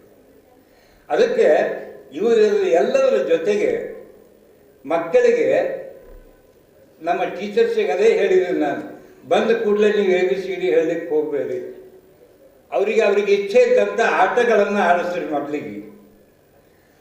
ಅವರು ಅಜ್ಜ ಅಜ್ಜಿ ಇವತ್ತು ಮನೆಯಲ್ಲಿ ನಾವೆಲ್ಲ ಇದ್ದಾಗ ನಮ್ಮ ಅಜ್ಜ ಅಜ್ಜಿಂದರು ಕಥೆಗಳನ್ನು ಹೇಳ್ತಾ ಇದ್ರು. ಇವತ್ತು ಅವರಿಗೆ ಗೊತ್ತಿಲ್ಲ, ಅವರು ಹೇಳೋ ಪ್ರಶ್ನೆನೇ ಇಲ್ಲ. ಈಗ ಯಾರೂ ಕಥೆಗಳನ್ನು ಹೇಳೋದೇ ಇಲ್ಲ, ಏನೋ ಸಿನಿಮಾ ಸಾಂಗ್ಸ್ ಹೇಳ್ತಾರೆ ವಿನ ಆ ಅಜ್ಜಿ ಕಥೆಗಳನ್ನು ಹೇಳೋದೇ ಇಲ್ಲ. ಆ ರೀತಿಯಾದಂಥ ಕಥೆಗಳನ್ನು ಹೇಳ್ರಿ, ಆಟಗಳನ್ನು ಆಡಿಸ್ರಿ. ಆ ಮೂಲಕ ಮಕ್ಕಳು ಶಾಲೆಗೆ ಬರಲಿಕ್ಕೆ ಉತ್ಸುಕರಾಗಿ ಬರಬೇಕು, ಅಳ್ಕೋತ ಬರಬಾರ್ದು. ತಾಯಿ ತಂದೆ ಬಿಟ್ಟು ಹೋಗ್ಲಿಕ್ಕೆ ಬಂದವ್ರಿಗೆ ಬೆನ್ನು ಹತ್ತಿ ಮತ್ತೆ ವಾಪಸ್ ಹೋಗ್ತಕ್ಕಂಥ ಪ್ರಮೇಯ ಇರಬಾರ್ದು. ಅವರು ಶಾಲೆಯಲ್ಲೇ ಕೂತ್ಕೊಳ್ಬೇಕು. ಅಂಥ ಒಂದು ವಾತಾವರಣವನ್ನು ನಾವು LKG ನರ್ಸರಿ ಕ್ಲಾಸ್ಗಳಲ್ಲಿ ಉಂಟು ಮಾಡಬೇಕು. ಆಗ ಮಾತ್ರ ಮಕ್ಕಳಿಗೆ ಆಕರ್ಷಣೆಯಾಗಿ ಶಾಲೆಗೆ ಬರ್ತಾರೆ, ಮುಂದೆ 1ನೇ ಕ್ಲಾಸಿಂದ ಚೆನ್ನಾಗಿ ಓದ್ತಾರೆ ಅಂತಕ್ಕಂಥ. ಅಂದರೆ ಪೂರ್ತಿಯಾಗಿ ಅವ್ರಿಗೆ ಅಲ್ಫಾಬೆಟ್ ಕಲಿಸ್ಬಾರ್ದು ಅಂತಲ್ಲ, ಬಟ್ ಅದು ಮಹತ್ವದ್ದಾಗಿರಬಾರ್ದು, ಅದು ಗೌಣವಾಗಿರಬೇಕು. ಮಹತ್ವದ್ದು ಯಾವುದಾಗಿರ್ಬೇಕಂದ್ರೆ ಅವರಿಗೆ ಒಳ್ಳೆಯ ನೀತಿ ಕಥೆಗಳನ್ನು ಹೇಳ್ರಿ, ಅವರಿಗೆ ಆಟಗಳನ್ನು ಆಡಿಸ್ರಿ. ಅದಕ್ಕೆ ನಾನು ಕೋನೇಕ್ ಅವರಲ್ಲಿ ವಿನಂತಿ ಮಾಡಿಕೊಳ್ತೇನೆ, ಈ ಪುಸ್ತಕಗಳ ಜೊತೆಗೆ ಮಕ್ಕಳಿಗೆ ಹೇಳ್ತಕ್ಕಂಥ ಕಥೆಗಳ ಪುಸ್ತಕಗಳನ್ನು ಪ್ರಕಟ ಮಾಡಿ. ಮಕ್ಕಳಿಗೆ ಯಾವ ಆಟಗಳನ್ನು ಆಡಿಸಿದ್ರೆ ಅವರಿಗೆ ಆಕರ್ಷಣೆ ಬರ್ತದೆ ಅಂತಕ್ಕಂಥದ್ದನ್ನು ವಿಚಾರ ಮಾಡಿ ಅಂಥ ಆಟಗಳ ಬಗ್ಗೆ ಒಂದು ಪುಸ್ತಕವನ್ನು ಪ್ರಿಂಟ್ ಮಾಡಿ. ಯಾಕಂದರೆ ನಮ್ಮ ಶಿಕ್ಷಕರಿಗೆ ಅನೇಕರಿಗೆ ಮಕ್ಕಳ ಆಟಗಳೇ ಗೊತ್ತಿಲ್ಲ. ನಮಗೆಲ್ಲ ಗೊತ್ತಿರೋದಂದ್ರೆ ಕ್ರಿಕೆಟ್ ಒಂದೇ, ಯಾಕಂದರೆ ಅದು ಕಮೆಂಟ್ರಿ ಬರ್ತದೆ ರೇಡಿಯೋದಲ್ಲಿ, TV ಯಲ್ಲಿ. ಈ ರೀತಿಯಾದಂಥ ಅನೇಕ ದೇಶೀಯ ಆಟಗಳನ್ನು ಅವ್ರಿಗೆ ಕಲಿಸೋದ್ರ ಮೂಲಕ ಮಕ್ಕಳಿಗೆ ಶಾಲೆಯಿಂದ ಆಕರ್ಷಿತರಾಗಿ ಶಾಲೆಗೆ ಬರ್ತಾರೆ. ಬಂದ ಮೇಲೆ ಅವರಿಗೆ ಪಾಠಗಳನ್ನು ಮಾಡೋಣ ಅಂತಕ್ಕಂಥ ಮಾತನ್ನು ಹೇಳಿ, ನನಗೆ ಈ ಒಂದು ಸೌಭಾಗ್ಯವನ್ನು ತಂದುಕೊಟ್ಟಿದ್ದಕ್ಕಾಗಿ ಬಸವರಾಜ್ ಕೋನೇಕ್ ಅವರ ಕುಟುಂಬದವರಿಗೆ ನನ್ನ ಧನ್ಯವಾದಗಳನ್ನು ಅರ್ಪಿಸಿ ನನ್ನ ಮಾತಿಗೆ ವಿರಾಮ ನೀಡ್ತೇನೆ. ನಮಸ್ಕಾರ. ನಿಜಕ್ಕೂ ನಮಗೆ ಬಹಳ ಸಂತೋಷ ಅನ್ನಿಸ್ತಾ ಇದೆ. ಭಾಳ ಏನು ಒಂದು ವೈಶಿಷ್ಟ್ಯ, ಭಾಳ ಚೆನ್ನಾಗಿ ಹೇಳಿದ್ರು ಶಿವರಾಜ್ ಪಾಟೀಲ್ ಅವರು. ಶಿವರಾಜ್ ಪಾಟೀಲ್ ಅಲ್ಲ, ಶಿವರಾಜ್ ಪಾಟೀಲ್ ಅವರು ಪ್ರೊಫೆಸರು. ಏನಂದರೆ ತವ್ರ ಮನೆ ಕಡೆ ಭಾಳ ಆಸಕ್ತಿ ಇರುತ್ತೆ ಹೆಣ್ಮಕ್ಕಳಿಗೆ ಅಂತ. ಅದರಲ್ಲಿ ನನ್ನ ಮೇಲೆ ಭಾಳ ಪ್ರೀತಿ. ಇವತ್ತು ಅವ್ರಿಗೆ ಭಾಳ ಖುಷಿ ಆಗ್ತಾ ಇರ್ಬೋದು. ಇವತ್ತು ಅವ್ರ ಆತ್ಮಕ್ಕೆ ಭಾಳ ಖುಷಿ ಆಗ್ತದೆ.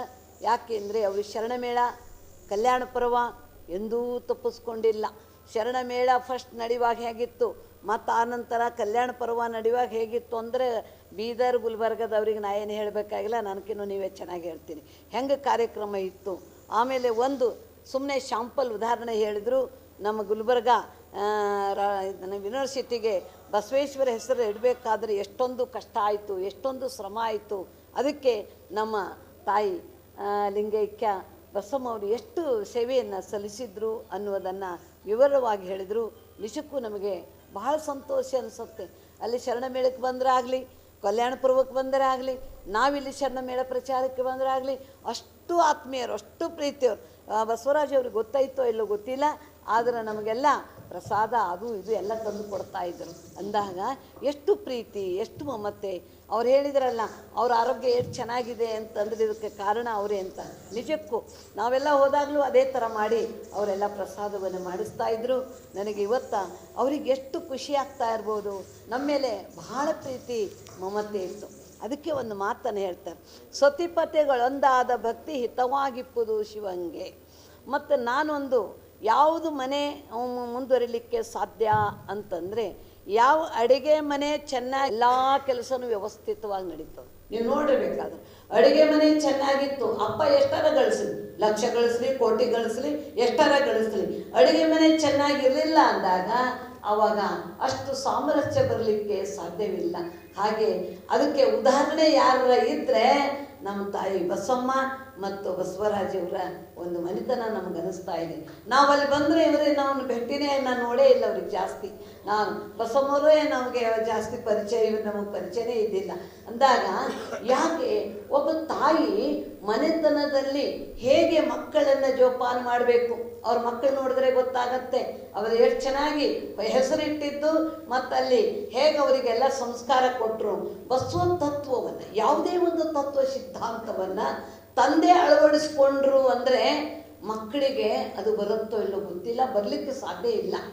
ಆದರೆ ಅದೇ ತಾಯಿ ತನ್ನ ತತ್ವ ಸಿದ್ಧಾಂತವನ್ನು, ಒಳ್ಳೆ ಗುಣವನ್ನು ಅಳವಡಿಸ್ಕೊಂಡು ಅಂದರೆ ಮಕ್ಕಳಿಗೆ ಆ ಸಂಸ್ಕಾರವನ್ನು ಹೇಗೆ ಕೊಡ್ತಾ ಇದ್ದಾಳೆ ಅನ್ನುವುದನ್ನು ನಮಗೆ ಬಸವಮ್ಮ ತಾಯಿ ಉದಾಹರಣೆನೇ ಸಾಕು. ಆ ಮಕ್ಕಳಿಗೆ ವಿದ್ಯಾಭ್ಯಾಸವನ್ನು ಕೊಡುವ ನೆಪದಲ್ಲಿ ಅವರಿಗೆ ಧಾರ್ಮಿಕ ಸಂಸ್ಕಾರವನ್ನು, ನೀವು ಧಾರ್ಮಿಕ ಬಸವ ತತ್ವದ ಒಂದು ಪರಿಚಯವನ್ನು ಇದನ್ನು ಮಾಡಿಕೊಟ್ಟಿದ್ದು ನಮಗೆಲ್ಲ ಬಹಳ ಸಂತೋಷ ಅನ್ನಿಸ್ತಾ ಇದೆ. ಇವ್ರ ಮನೆತನ ಹೇಗೆ ಅಂದರೆ, ನಾನು ಒಂದು ಉದಾಹರಣೆ ಪ್ರವಚನದಲ್ಲಿ ಹೇಳ್ತಾ ಇದ್ದೆ, ಈಗ ಪ್ರವಚನ ಹೇಳ್ತಾ ಇಲ್ಲ, ಬರೀ ದಿವ್ಯ ಸಾನ್ನಿಧ್ಯ ಅಂತ ಇರುತ್ತೆ. 5-10 ನಿಮಿಷ ಆಶೀರ್ವಚನ ಮಾಡಿದ್ರೆ ಮುಗೋದಾಯಿತು. ನಮಗೆಲ್ಲ 1 ಗಂಟೆ 2 ಗಂಟೆ ಪ್ರೊಫೆಸರ್ ಅವರಿಗೆ ಪಿರಿಯಡ್ ಆಗತ್ತನೋ ಅವರು ಬಿಡೋದೇ ಇಲ್ಲ. ಅವರು ಅಷ್ಟು ಆದರೆ ಅವರು ಭಾಷಣವನ್ನು ಬಿಡ್ತಾರಲ್ಲ. ಹಾಗೆ ನನಗೆ ಮೊದಲಂತೂ ಈ ಹೆಂಗಾಕಿ ಹೇಳಬೇಕಪ್ಪ 5-10 ನಿಮಿಷದಲ್ಲಿ ಅಂತ ನನಗೆ ಅನಿಸ್ತಿತ್ತು. ಆದರೆ ಈಗ ರೂಢಿ ಮಾಡ್ಕೊಂಡ್ಬಿಟ್ಟಿದ್ದೀನಿ, ಬರೀ ಕೇಳೋದಷ್ಟೇ ಕೆಲಸ. 40 ವರ್ಷ ಬರೀ ಹೇಳೋದೇ ಆಗಿತ್ತು, ಈಗ ಕೇಳೋ ಕೆಲಸ ಆಗಿದೆ. ಈಗ ಯಾವ ಕಾರ್ಯಕ್ರಮಕ್ಕೆ ಹೋದಾಗ ನಾನು ಕೇಳ್ತಾ ಇದ್ದೀನಿ. ಒಂದು ಕಡೆ ಹೇಳ್ತಾರೆ, ಕಣ್ಣುಗಳೆರಡಾದರೂ ನೋಟ ಒಂದೇ, ಕಿವಿಗಳೆರಡಾದರೂ ಶ್ರವಣ ಒಂದೇ, ಕೈಗಳೆರಡಾದರೂ ಮಾಟ ಒಂದೇ, ಕಾಲುಗಳೆರಡಾದರೂ ಓಟ ಒಂದೇ ಅಂತ ಒಂದು ಮಾತು ಬರುತ್ತೆ. ಏನು ಇದನ್ನು ಕಣ್ಣುಗಳೆರಡಾದರೂ, ನಮಗೆ 2 ಕಣ್ಣಿದ್ದಾವೆ ಅಂತ ಈ ಕಡೊಂದು ನೋಡಲ್ಲ. ನಾವು ಒಂದೇ ಕಡೆ ನೋಡ್ತೀವಿ, ಒಂದೇ ದೃಷ್ಟಿಯಿಂದ ನೋಡ್ತೀವಿ. ಹೌದೆಲ್ಲ? ಈಗ ಲಿಂಗ ಪೂಜೆ ಮಾಡಬೇಕಾದ್ರೆ, ತಾಟಕ ಮಾಡಬೇಕಾದ್ರೆ ನಾವು ಲಿಂಗವನ್ನೇ ನೋಡ್ತಾ ಇದ್ವಿ. ಯಾರಿಗಾರು ನೋಡ್ಬೇಕು, ಈಗ ನೀವು ನಮಗೆ ನೀವು ನೋಡ್ತೀರಿ, ನಿಮಗೆ ನಾವು ನೋಡ್ತೀವಿ, ಒಂದೇ ಕಡೆ ನೋಡ್ತೀವಿ. ಏನು ಈ ಕಡೆ ಒಂದು ಕಣ್ಣು ಈ ಕಡೆ ಒಂದು ಕಣ್ಣು ನೋಡೋಕ್ಕಾಗತ್ತೇನೂ ಇಲ್ಲ. ಕಿವಿಗಳೆರಡಾದರೂ ಶ್ರವಣ ಒಂದೇ, ಕಿವಿಗಳೆರಡಾದರೂ ಶ್ರವಣ ಒಂದೇ ಅಂದರೆ ಒಂದು ಕಿವಿಯಿಂದ ಸಿನಿಮಾ ರಿಕಾರ್ಡು, ಇನ್ನೊಂದು ಕಿವಿಯಿಂದ ಪ್ರವಚನ ಕೇಳೋಕ್ಕಾಗತ್ತೇನು ಇಲ್ಲ. ಅದನ್ನೇನೆಂದರೆ ಕಿವಿ ಮೇಲೆ ಶಬ್ದಗಳು ಅಪ್ಪಳಿಸಿ ಹೋಗ್ತವೆ ವಿನಃ ಅಲ್ಲಿ ನಮಗೆ ಒಳಗೆ ಅಳವಡಲಿಕ್ಕೆ ಸಾಧ್ಯವಿಲ್ಲ. ಹಾಗೆ ಕಿವಿಗಳೆರಡಾದರೂ ಕೂಡ ಶ್ರವಣ ಹೇಗೆ ಹೊಂದಿದೆಯೋ, ಕೈಗಳೆರಡಾದವಂತ ಅಲ್ಲೊಂದು ಕೆಲಸ ಇಲ್ಲೊಂದು ಕೆಲಸ ನಮ್ಗೆ ಮಾಡೋಕ್ಕಾಗೋದಿಲ್ಲ, ಕಾಲುಗಳೆರಡದವಂತ ಆ ಕಡೆ ಒಂದು ಈ ಕಡೆ ಒಂದು ಹೋಗ್ಲಿಕ್ಕಾಗೋದಿಲ್ಲ.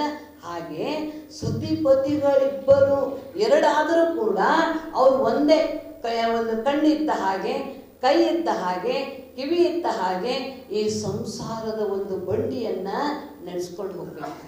ನಿಮಗೆ ಹೇಳ್ತಾ ಇದ್ದೀನಿ, ಬಹಳ ವೈಶಿಷ್ಟ್ಯಪೂರ್ಣವಾದರೆ, ಈಗ ಅವ್ರು ಶ್ರೀಮಂತರಾಗಿರ್ಬೋದು, ಮೊದಲು ಹೆಂಗಿದ್ರು ವಿಚಾರ ಮಾಡ್ರಿ. ಅವರಿಬ್ಬರ ಒಂದು ಸಾಮರಸ್ಯವನ್ನು ನೋಡಿದಾಗ, ಅವರಿಬ್ಬರ ಸಾಮರಸ್ಯವನ್ನು ನೋಡಿದಾಗ ನಮಗನ್ನಿಸ್ತದೆ, ಯಜಮಾನ್ರು ಎಷ್ಟೇ ಗಳಿಸ್ಕೊಂಡು ಬಂದ್ರೆ ಅಲ್ಲಿ ಒಂದು 500 ರೂಪಾಯಿ ತರೋದ್ರಾಗೆ 800 ರೂಪಾಯಿ ಖರ್ಚು ಮಾಡಿದ್ರೆ ಏನು ಮಾಡ್ಬೇಕ್ರಿ? ವಿಚಾರ ಮಾಡಿ, ಹೌದೋ ಇಲ್ಲೋ? 500 ತರೋದ್ರೊಳಗೆ 800 ಖರ್ಚು ಮಾಡಿದ್ರು ಅಂದ್ರೆ ಅಲ್ಲಿ ಮತ್ತೆ ನಮಗೆ ಕೊರತೆ ಬರ್ತದೆ. ಅದ್ರ ಒಳಗೆ ನಾವು ಸಂಸಾರವನ್ನು, ಹೆಣ್ಣು ಮಕ್ಕಳ ಒಂದು ಜಾಣತನ, ಬುದ್ಧಿವಂತಿಕೆ ಮತ್ತು ಅವರ ಒಂದು ದಾಸೋಹ ಮನೋಭಾವದಿಂದ ಆ ಮನೆಯನ್ನ ಪ್ರಗತಿ ಆಗತ್ತೆ ಅನ್ನೋದಕ್ಕೆ ಕೋನೇಕರ್ ಮನೆಯೇ ಅದು ಸಾಕ್ಷಿ ಅಂತ ನನಗನ್ನಿಸ್ತಾ ಇದೆ. ಹೌದಿಲ್ಲ? ಯಾಕೆಂದ್ರೆ ನನಗೆ ಯಾಕೆ ಇದು ಪರಿಚಯ ಅಂದರೆ, ನಮ್ಮ ಕಮ್ಮನಮ್ಮವ್ರು ಇದ್ದರು, ಆ ಚಿಕ್ಕಮ್ಮ ಆಗಬೇಕಲ್ಲ, ಅವಾಗ ಹೇಳ್ತಾ ಇದ್ರು, ಮಾತಾಜಿ ಬಸಮ್ಮ ನಮ್ಮ ಮುಗಿಸಿ ಬಂದ ಮೇಲೆ ಬಹಳ ನಮ್ಗೆ ಒಳ್ಳೆ ಚೆನ್ನಾಗಾಯ್ತು ಅವ್ರ ಮನೆ ಅಂತ ತಿಳ್ಕೊಂಡು ಹೇಳಿದಾಗ ನಾನು ಅನ್ನಿಸ್ತಾ ಇತ್ತು. ಹಾಗೆ ಪ್ರಗತಿಯ ಒಂದು ಲಕ್ಷಣ ಹೆಣ್ಣು ಮಕ್ಕಳು ಹೆಂಗಿರಬೇಕು ಅಂದರೆ, ಮನೆಗೆ ಮಾರಿ ಆಗಬಾರದು, ಮನೆಗೆ ಆಕೆ ನಾರಿ ಆಗಬೇಕು ಅನ್ನುವ ಮಾತನ್ನು ಅದಕ್ಕೆ ಗುರು ಬಸವಣ್ಣನವರು ಇರ್ತಾರೆ. ಏನೇ ಹೆಂಡತಿ ಕಾರ್ಯಕ್ರಮ ಮಾಡಿ ಹಿಂಗೆ ಕೊಡ್ತಾ ಇದ್ದಾರೆ ಅಂದರೆ ಇದು ಒಂದು ಮಾದರಿ. ಈ ಒಂದು ಕಾರ್ಯಕ್ರಮ ಇದೊಂದು ಮಾದರಿಯಾಗಿ ಅವರು ನಡೆಸ್ಕೊಂಡು ಬರ್ತಾ ಇದ್ದಾರೆ. ಏನಂದರೆ ಗುರುಗಳ ಹೆಸರಿನಿಂದ, ಇನ್ನೊಬ್ಬರು ಸಾಹಿತ್ಯಗಳ ಹೆಸರಿಂದ, ಇನ್ನೊಬ್ಬರು ಯಾರೋ ಏನಂದರೆ ದೊಡ್ಡ ಲೀಡರ್ಗಳ ಹೆಸರಿನಿಂದ ಕೊಡೋದು ದೊಡ್ಡ ಮಾತಲ್ಲ. ಆದರೆ ನಮ್ಮ ಮನೆತನಕ್ಕೆ ಪ್ರಗತಿಯನ್ನು ತಂದಂತಹ, ಕೀರ್ತಿಯನ್ನು ತಂದಂತಹ, ನಮ್ಮ ಮಕ್ಕಳಿಗೆ ಸಂಸ್ಕಾರವನ್ನು ಕೊಟ್ಟಂತಹ, ನಾನಿಷ್ಟೆಲ್ಲ ಪ್ರಗತಿಯಾದಂತಹ ಇದನ್ನು ನಾನು ಏನಂದರೆ ಕೃತಜ್ಞತೆಯನ್ನು ಹೇಗೆ ಅರ್ಪಿಸ್ಬೇಕು ಅಂತ ತಿಳ್ಕೊಂಡು ಹೇಳಿ ಶರಣರಾದಂಥ ಬಸವರಾಜ ಕೋನೇಕರ್ ಅವರು ತಮ್ಮ ಧರ್ಮಪತ್ನಿಯ ಹೆಸರಿನಿಂದ ಬಸವ ಸಿರಿ ಎರಡು ಹೆಸರು ಭಾಳ ಚಂದ ಇಟ್ಟಾರೆ. ಬಸವ ಸಿರಿ, ಬಸವಣ್ಣನವ್ರ ಸಿರಿ ಶ್ರೀ ಬೇರೆ ಸಿರಿ ಬೇರೆ ಅಂದಾಗ ಆ ಒಂದು, ಯಾಕೆಂದರೆ ಅವರು ಬಸವ ತತ್ವದ ಬಗ್ಗೆ ತುಂಬ ಅಭಿಮಾನ, ತುಂಬ ಏನಂದರೆ ನಿಷ್ಠೆ ಅವರಿಗಿತ್ತು. ಅದಕ್ಕಾಗಿ ಆ ಹೆಸರಿನಿಂದ ಪ್ರಶಸ್ತಿಯನ್ನು ಕೊಟ್ಟಿದ್ದು ನಮಗೆ ಬಹಳ ಒಂಥರ ಸಂತೋಷ ನಮಗೆ ಅನಿಸ್ತಾ ಇದೆ. ಯಾಕೆ ಅಂದರೆ ಇದೊಂದು ನನಗೆ ಕೊಟ್ಟಾರಂತಷ್ಟೇ ಸಂತೋಷ ಅಲ್ಲ. ಇವತ್ತ ಹೆಣ್ಣು ಭೋಗದ ಗೊಂಬೆ, ಹೆಣ್ಣು ಮಕ್ಕ ಹಿಡುವಂಥ ಯಂತ್ರ, ಹೆಣ್ಣು ಕೆಲಸ ಮಾಡುವಂಥ ಆಳು ಎನ್ನುವ ಸಮಾಜದಲ್ಲಿ 900 ವರ್ಷಗಳ ಹಿಂದೆ ಗುರು ಬಸವಣ್ಣನವರು ಹೆಣ್ಣಲ್ಲ, ಹೆಣ್ಣು ರಕ್ಕಸಿ ಅಲ್ಲ, ಹೆಣ್ಣು ಸಾಕ್ಷಾತ್ ಕಪಿಲ ಸಿದ್ಧ ಮಲ್ಲಿಕಾರ್ಜುನ ಅಂತ ಶರಣರು ಹೇಳಿದನ್ನ ಈಗ ಅವರು ಬಸವರಾಜ ಕೋನೇಕರ್ ಅವರು ತಮ್ಮ ಹೆಂಡತಿಗೆ ಒಂದು ಗೌರವವನ್ನು ಕೊಟ್ಟಿದ್ದನ್ನು ನೋಡಿದಾಗ ನಮಗೆ ಬಹಳ ಖುಷಿ, ಬಹಳ ಸಂತೋಷ ಅನಿಸಿದೆ. ನನಗೆ ಪ್ರಶಸ್ತಿ ಕೊಟ್ಟಿದ್ದಕ್ಕಿಂತಲೂ ಸಂತೋಷ ಅಂದರೆ ಅವ್ರ ಮನೆಯವ್ರ ಹೆಸರಿನಿಂದ ಇಲ್ಲಿವರೆಗೂ ನನಗಿದು ಗೊತ್ತಿರಲಿಲ್ಲ ರೀ. ನನಗೆ ಇಲ್ಲಿ ಬಂದಮೇಲೆ ಕರಪತ್ರ ನೋಡಿ, ಬ್ಯಾನರ್ ನೋಡಿ ನಾನು ತಿಳ್ಕೊಂಡೆ. ಯಾಕಂದ್ರೆ ಅದು ನಾವು ಬರೀ ಬಸವ ಜಯಂತಿ ಒಂದು ಕಾರ್ಯಕ್ರಮದಲ್ಲೇ ಇದ್ದೀವಿ, ನಾನು ನೋಡೇ ಇಲ್ಲ ಅದನ್ನೆಲ್ಲ, ಅದು ಇನ್ವಿಟೇಷನ್ನೇ ನೋಡಿದ್ದಿಲ್ಲ ಅಂದಾಗ ಎಷ್ಟು ನಮಗೆ ಸಂತೋಷ, ಎಷ್ಟು ನಮಗೆ ಆನಂದ ಅಂತ ನಮಗನ್ನಿಸ್ತಾ ಇದೆ. ಎಷ್ಟೋ ಜನ ಏನಂದರೆ ಎಷ್ಟೆಲ್ಲ ಮಾಡಿದರೂ ಕೂಡ ಮರೆಯವರೇ ಭಾಳ ಜನ ಇರ್ತಾರೆ. ಅದಕ್ಕೆ ಮಾತಾಜಿಯವರು ಸಂಸ್ಮರಣೆ ಯಾಕೆ ಕೊಟ್ಟರು? ಮನೆಯವರೇ ಯಾರೇ ಇರಲಿ, ದೊಡ್ಡವರು ಲಿಂಗೈಕ್ಯರಾದಂಥ ಸಂದರ್ಭದಲ್ಲಿ ಅವರಿಗೆ ಒಂದು ವರ್ಷಕ್ಕೆ ಒಂದು ಸಲ ಆದರೂ ನಾವು ಸ್ಮರಣೆ ಮಾಡಬೇಕು ಅನ್ನುವಂಥ ಉದ್ದೇಶದಿಂದ ಅದಕ್ಕೆ ತಿಥಿ ಅದು ಏನೇನೋ ಅಂತಾರಲ್ಲ ಅದನ್ನೆಲ್ಲ ಅನ್ನೋದು ಬೇಡ, ಸ್ಮರಣೆಯನ್ನು ಮಾಡ್ಕೋಬೇಕು ಅಂತ ತಿಳ್ಕೊಂಡು ಹೇಳಿ ಮಾತಾಜಿಯವರ ವಿಚಾರವನ್ನು ಪ್ರಸ್ತಾಪ ಮಾಡಿದರು. ಅದು ನಮ್ಗೆ ಇವತ್ತ ಬಹಳ ಖುಷಿ, ಬಹಳ ಸಂತೋಷ ಅನ್ನಿಸ್ತಾ ಇದೆ. ಇವತ್ತಿವರು 17 ಪುಸ್ತಕಗಳನ್ನು ಇವತ್ತು ಲೋಕಾರ್ಪಣೆ ಮಾಡಿದ್ದು ಕೂಡ ಬಹಳ ನಮಗೆ ಸಂತೋಷ. ಯಾಕೆಂದರೆ ಶಿಕ್ಷಣ ನಮ್ಮೆಲ್ಲರಿಗೂ ಬಹಳ ಮಹತ್ವಪೂರ್ಣವಾದದ್ದು. ತನು ಮನ ಆತ್ಮಗಳ ವಿಕಾಸ ಮಾಡುವುದು ಯಾವುದೋ ಅದು ಶಿಕ್ಷಣದ ಮೂಲ ಉದ್ದೇಶ ಅಂತ ತಿಳ್ಕೊಂಡು ಹೇಳ್ತಾರೆ. ತನು ಮನ ಆತ್ಮಗಳ ವಿಕಾಸ, 3 ವಿಕಾಸ ಆಗ್ತಾ ಇದ್ದಾವೆ. ತನುವಿನ ವಿಕಾಸ ಹೆಂಗ್ರಿ ಅಂದರೆ, ನೀವು ಚೆನ್ನಾಗಿ ಶಿಕ್ಷಣವನ್ನು ಪಡೆದ್ರಿ ಅಂದರೆ, ಈಗ ಏನಂದರೆ ನಮ್ಮ ಕೋನೇಕರ್ ಮಗಳು ಡಾಕ್ಟರ್ ಸರೋಜಿನಿ ಅಲ್ಲ, ಆ ಡಾಕ್ಟರ್ ಆಗಿದ್ದಾರಲ್ಲ ಸರೋಜ ಅವರು ಅಂದಾಗ ಶಿಕ್ಷಣ ಇದೆ ಅಂತ ಅವರು ಡಾಕ್ಟರ್ ಆದರು. ಇಲ್ಲರಾಗ್ಲಿಕ್ಕೆ ಆಗ್ತಿತ್ತ? ಖಂಡಿತ ಇಲ್ಲ. ಹಾಗೆ ತನುವಿನ ವಿಕಾಸ, ಈಗ ನೀವು ಪ್ರೊಫೆಸರ್ ಆದ್ರಿ, ಇಂಜಿನಿಯರ್ ಆದ್ರಿ, ಡಾಕ್ಟರ್ ಆದ್ರಿ, ಬೇರೆ ಬೇರೆ ಏನಾರ ಕಾಯಕವನ್ನು ಮಾಡ್ತಾ ಇದ್ದಾಗಲೂ ಕೂಡ ಅವಾಗ ಸಂಪಾದನೆಯನ್ನು ಮಾಡ್ತಾ ಇದ್ದಾರಲ್ಲ, ಅದು ನಮ್ಮ ತನುವಿನ ಪೋಷಣೆಯನ್ನು ಮಾಡ್ತಾ ಇದೆ. ಆ ನಂತರ ಮನಸ್ಸಿನ ವಿಕಾಸ. ನಾವು ಓದ್ತಾ ಇದ್ದಾಗ, ನೀವು ಸಾಹಿತ್ಯವನ್ನು ಓದ್ತಾ ಇದ್ದಾಗ ಮನಸ್ಸಿನ ವಿಕಾಸವನ್ನು ಕೂಡ ಆಗತ್ತೆ. ಆಮೇಲೆ ಅದರ ಜೊತೆಯಲ್ಲಿ ಆತ್ಮನ ಶ್ರೇಯಸ್ಸು ಹೇಗಾಗತ್ತೆ ಅಂದರೆ ಇದು ಬಹಳ ಹತ್ತಿರವೇ. ಅದಕ್ಕೆ ಯಾವಾಗ ಮನಸ್ಸಿನ ವಿಕಾಸ ಆಗತ್ತೋ ಆವಾಗ ನಾವು ಆತ್ಮನ ಒಂದು ಶ್ರೇಯಸ್ಸಿಗಾಗೂ ಕೂಡ ನಾವು ಪ್ರಯತ್ನ ಮಾಡ್ತೀವಿ. ಅಧ್ಯಾತ್ಮ ಸಾಧನೆಯಲ್ಲಿ ನಾವು ಮುಂದುವರಿತೀವಿ. ಏನು ಅಧ್ಯಾತ್ಮ ಸಾಧನೆ ಅಂದರೆ ಬರೀ ಏನಾದರೂ ಸನ್ಯಾಸಿಗಳು ಯೋಗಿಗಳು ಅವರು ತಪಸ್ಸು ಅಷ್ಟೇ ಮಾಡ್ತಾರೆ ಅಂತ ಇತ್ತು. ಆದರೆ ಈಗ ನಮಗೆ ಲಿಂಗಾನಂದ ಅಪ್ಪಾಜಿ ಮಾತಾಜಿಯವರು ಅವರು ಎಂದೆಂದೂ ಗುಲ್ಬರ್ಗ ಬೀದರ್ದವರಂತೂ ಎಂದೂ ಮರೆಯಲ್ಲ ಅವರಿಗೆ. ಯಾಕಂದ್ರೆ ಅವರಿಂದ ಇವರೆಲ್ಲ ಹಿರಿಯರಿಗೂ ಕೂಡ ಸಾಕಷ್ಟು ಸಂಸ್ಕಾರವನ್ನು ಅಲ್ಲಿ ಆಗಿದೆ. ಹಾಗೆ ಅಧ್ಯಾತ್ಮ ಮಾರ್ಗಕ್ಕೆ ನಾವು ಬರಲಿಕ್ಕೆ ಅವರು ಪ್ರೇರಣೆಯನ್ನು ಕೊಟ್ಟಿದ್ದಾರೆ ಅಂತ ತಿಳ್ಕೊಂಡು ಹೇಳಿ ಬಹಳ ನಮಗೆ ಸಂತೋಷ ಆನಂದ ಅನಿಸ್ತಾ ಇದೆ. ನಿಮಗೆ ಹೇಳ್ತೀನಿ, ವಿದ್ಯೆ ಕಲಿಸದ ತಂದೆ, ಬುದ್ಧಿ ಹೇಳದ ತಾಯಿ, ಬಿದ್ದಿರಲು ಬಂದು ನೋಡದ ತಾಯಿ, ಶುದ್ಧ ವೈದಿಗಳು ಸರ್ವಜ್ಞ ಅನ್ನುವ ಹಾಗೆ ಇವತ್ತು ನಮಗೆ ಲಿಂಗಾನಂದಪ್ಪಾಜಿ ಮತ್ತು ಮಾತಾಜಿಯವರು ನಮಗೆ ಬುದ್ಧಿಯನ್ನು ಹೇಳಿದರು. ಬುದ್ಧಿ ಹೇಳದ ಗುರು. ನಮಗೆ ಹೇಗಿರಬೇಕು, ನಮ್ಮ ಲಿಂಗಾಯತ ಧರ್ಮದಲ್ಲಿ ನಾವು ಹೇಗೆ ಮುಂದುವರಿಬೇಕು, ನಮ್ಮ ಸಂಸ್ಕಾರ ಏನು, ನಮಗೇನು ಅನ್ನೋದನ್ನು ನಮಗೆಲ್ಲ ಕಲಿಸಿಕೊಟ್ರು ಅಂತ ತಿಳ್ಕೊಂಡು ಹೇಳಿ ಈ ಸತಿ ನಮಗೆ ಎಷ್ಟು ಖುಷಿ ಅಂದರೆ, ರೈಲ್ವೆ ಸ್ಟೇಷನ್ ಹೇಳಿದು ಬಂದೆ. ಆವಾಗ ನಮ್ಮ ಮಲ್ಲಪ್ಪ ಉದಗಿರವರು ಕಾರ್ ಕೊಟ್ಟು ಕಳಿಸಿದ್ರು. ಆವಾಗ ಬರುವಾಗ ಗಾಡಿಯಲ್ಲಿ ಕುಂತು ಹಿಂಗೆ ಬರ್ತೀವಿ, ಏನು ರೈಲ್ವೆ ಸ್ಟೇಷನ್ದಲ್ಲಿ ದೊಡ್ಡ ಬಸವಣ್ಣನವ್ರ ಫೋಟೋ ಹಾಕಿದ್ದನ್ನು ನೋಡಿ ನನಗೆ ಬಹಳ ಖುಷಿ, ನನಗೆ ಬಹಳ ಸಂತೋಷ ಅನ್ನಿಸ್ತು. ಲಿಂಗಾನಂದ ಅಪ್ಪಾಜಿ ನೆನಪಾಯಿತು. ಯಾಕೆಂದರೆ ನಾನು ಚಿಕ್ಕವಳಿದ್ದೆ. ಇದರಲ್ಲಿ ಏನಂತಂದರೆ ಮಡಿಕೇರಿಯಲ್ಲಿ ಪ್ರವಚನ ಮಾಡ್ತಾ ಇದ್ರು ಅಪ್ಪಾಜಿ. ಮಡಿಕೇರಿಯಲ್ಲಿ ಪ್ರವಚನ ಮಾಡ್ತಾ ಇರೋ ಸಂದರ್ಭದಲ್ಲಿ ಪೇಪರ್ ಓದ್ತಾ ಇದ್ದಾಗ ನಾವೆಲ್ಲ ನಮ್ಮ ಮೇಲೆ ಕೆಲಸ ಮಾಡಬೇಕು, ನಾವು ಮಾಡ್ತಾ ಇದ್ವಿ. ಆವಾಗ ಅದನ್ನು ಓದ್ತಾ ಬಹಳ ದುಃಖ ಆಯ್ತು ಅಪ್ಪಾಜಿಗೆ. ಏನಿದು ಇದು ನಾ ಹೇಳ್ತಾ ಇರೋದು ಬಹಳ ವರ್ಷಗಳ ಹಿಂದಿನ ಮಾತಿದು. ಏನಂದರೆ ಬಸವ ಜಯಂತಿ ಇದೆ, ಯಾರ್ಯಾರ್ದೋ ಜಯಂತಿಗೆ ಹಾಕ್ತಾರೆ, ಅವರವರ ಒಂದು ಕವನ ಆಗಲಿ ಒಂದು ಏನಾದರೂ ವಿಚಾರವನ್ನು ಹಾಕ್ತಾರೆ. ಆದರೆ ಬಸವ ಜಯಂತಿ ಇದೆ ಅಂತ ತಿಳ್ಕೊಂಡು ಒಂದು ಪೇಪರ್ದಲ್ಲಿ ಹಾಕ್ತಾ ಇಲ್ಲ, ಒಂದು ಮೀಡಿಯಾದಲ್ಲೂ ಕೂಡ ಬರಲ್ಲಲ್ಲ ಅಂತ ತಿಳ್ಕೊಂಡು ಹೇಳಿ ಅವರಿಗೆ ಅಷ್ಟು ದುಃಖ ಅನ್ನಿಸ್ತು. ಕಣ್ಣಿಗೆ ನೀರೇ ಬಂತು. ಈ ದೃಶ್ಯವನ್ನು ನಾ ಎಂದೂ ಮರೆಯಲ್ಲ, ನಾನಿರೋವರೆಗೂ ಅಷ್ಟು ಅವರಿಗೆ ದುಃಖ ಆಗಿತ್ತು. ಆದರೆ ಈಗ ನಮಗೆ ಎಷ್ಟು ಸಂತೋಷ, ಎಷ್ಟು ಆನಂದ ಆಗ್ತಾ ಇದೆ. ಒಂದು ವೇಳೆ ಅವ್ರು ಇದ್ದಿದ್ರೆ ಎಷ್ಟು ಖುಷಿ ಪಡ್ತಾ ಇದ್ರು. ಎಲ್ಲ ಕಡೆ ಬಸವಣ್ಣವ್ರ ಫೋಟೋ, ಆ ಧ್ವಜ ಎಲ್ಲ ನೋಡಿ ನಂಗಂತೂ ದಾರೆ ಬರಬೇಕಾದ್ರೆ ನಾನು ಬರೀ ಅಪ್ಪಾಜಿನೇ ನೆನೆಸ್ಕೊಂಡೆ. ಅವರು ಇಷ್ಟು ಕಾರ್ಯ ಮಾಡದೇ ಇದ್ದರೆ, ಮಾತಾಜಿಯವರು ಇಷ್ಟೆಲ್ಲ ನಮಗೆ ನಮ್ಮ ಧರ್ಮಕ್ಕೆ ಏನೇನು ಬೇಕು ಅನ್ನುವುದನ್ನು ನಮಗೆ ಕಲಿಸಿಕೊಡದೇ ಇದ್ದರೆ ನಾವು ಎಲ್ಲಿ ಮಾಡಲಿಕ್ಕೆ ಸಾಧ್ಯ ಆಗ್ತಿತ್ತು. ನಿನ್ನೆ ನಾವು ಬೆಂಗಳೂರಲ್ಲೂ ಕೂಡ ಮಾಡಿದೀವಿ, ಭಾರಿ ಅದ್ಭುತ. ಎಲ್ಲರೂ ಬಹಳ ಸಂತೋಷಪಟ್ಟು ಏನಂದರೆ ಸಭಾಪತಿ ಖಾದರ್ನವ್ರು ಬಂದು ಎಷ್ಟು ಚೆನ್ನಾಗಿ ಮಾತಾಡಿದ್ರು ಅಂದರೆ ಭಾರಿ ಅದ್ಭುತ ಮಾತಾಡಿದ್ದಾರೆ. ಸಾವಿರಾರು ಜನ ಬೆಂಗಳೂರು ಪಟ್ಟಣದಲ್ಲಿ ಇದು ಅಧ್ಯಾತ್ಮದ ಒಂದು ಕಾರ್ಯಕ್ರಮಕ್ಕೆ ಇಷ್ಟು ಜನ ಬರೋದು ಅಪರೂಪ ಅಂತ ತಿಳ್ಕೊಂಡು ಹೇಳಿ ಬಹಳ ಸಂತೋಷ, ಬಹಳ ಆನಂದವನ್ನು ಪಟ್ಟರು. ಅಂದಾಗ ಈಗ ಒಂದು ಸ್ವಲ್ಪ ಎಲ್ಲ ಕಡೆ ನಡೀತಾ ಇದೆ. ಅಂದಾಗ 12ನೇ ಶತಮಾನದಲ್ಲಿ ಗುರು ಬಸವಣ್ಣನವರ ಕಾಲದಲ್ಲಿ ಏನಾಯಿತು, ಕ್ರಾಂತಿಕಾರಿ ವಿಚಾರವನ್ನು ಪ್ರಸ್ತಾಪ ಮಾಡಿದಾಗ ಜಿಡ್ಡುಗಟ್ಟಿದಂಥ ಸಂಪ್ರದಾಯವಾದಿಗಳಿಗೆ ಅದು ತಡ್ಕೊಳಕ್ಕಾಗಲಿಲ್ಲ. ಸಿಡ್ಡುಗಟ್ಟಿದಂಥ ಸಂಪ್ರದಾಯವಾದಿಗಳಿಗೆ ತಡ್ಕೊಳಕ್ಕಾಗಲಿಲ್ಲ. ಇಂಥ ಕ್ರಾಂತಿಕಾರಿ ವಿಚಾರ ಬಂದುಬಿಟ್ರೆ ಇನ್ನು ನಮಗತಿ ಏನಪ್ಪ ಅನ್ನೋದು ಸಮಸ್ಯೆ ಬಂತು. ಅನೇಕ ಜನ ಚಾಡಿ ಹೇಳಿದರು. ಚಾಡಿಕೋರರು ಬಿಜ್ಜಳ ಮಹಾರಾಜರಿಗೆ ಚಾಡಿ ಹೇಳಿದಾಗ ಆವಾಗ ಬಸವಣ್ಣನಿಗೆ ಕರೆಸಿ ವಿಚಾರವನ್ನು ಮಾಡಿದರೆ ಸಮರ್ಪಕವಾಗಿ ಯಾವಾಗ ಬಸವಣ್ಣನವರು ಉತ್ತರ ಕೊಡ್ತಿದ್ರೋ ಅವ್ರಿಗೆ ಬಹಳ ಸಂತೋಷ ಆಯಿತು. ಆದರೆ ಒಂದೇ ಒಂದು ಆ ಮದುವೆ ಮಾಡಿದ ನೆಪ ಮಾಡಿಕೊಂಡು ಕಲ್ಯಾಣದಲ್ಲಿ ಕ್ರಾಂತಿ ಮಾಡಿದರು. ಮಂತ್ರಿ ಮಧುವರಸರು ಬ್ರಾಹ್ಮಣೋತ್ತರರ ಮಗಳಿಗೆ ಸಮಗಾರ ಹರಳೇನವರ ಮಗನಿಗೆ ಕೊಟ್ಟು ಮದುವೆ ಮಾಡಿದ ಒಂದೇ ಒಂದು ನೆಪಕ್ಕಾಗಿ ಅಲ್ಲಿ ಕಲ್ಯಾಣದಲ್ಲಿ ಕ್ರಾಂತಿ ಮಾಡಿದರು. ಕಲ್ಯಾಣದಲ್ಲಿ ಕ್ರಾಂತಿಯಾದಂಥ ಸಂದರ್ಭದಲ್ಲಿ ಗುರು ಬಸವಣ್ಣನವರು ಉನ್ನತವಾದ ಪದವಿಯಾದಂಥ ಪ್ರಧಾನ ಪಟ್ಟಕ್ಕೆ ರಾಜೀನಾಮೆ ಕೊಟ್ಟು ಅವರು ಕೂಡಲ ಸಂಗಮಕ್ಕೆ ಹೋಗಬೇಕಾಯಿತು. ಅವರು ಹೋದ ನಂತರ ಹರಳಯ್ಯ ಮಧುವರ್ಷ ಶ್ರೀಮಂತರಿಗೆ ಎಳೆಹುಂಡೆ ಶಿಕ್ಷೆ ಆಯಿತು. ಇನ್ನು ಸಾಹಿತ್ಯವನ್ನು ಏನು ಮಾಡಬೇಕು?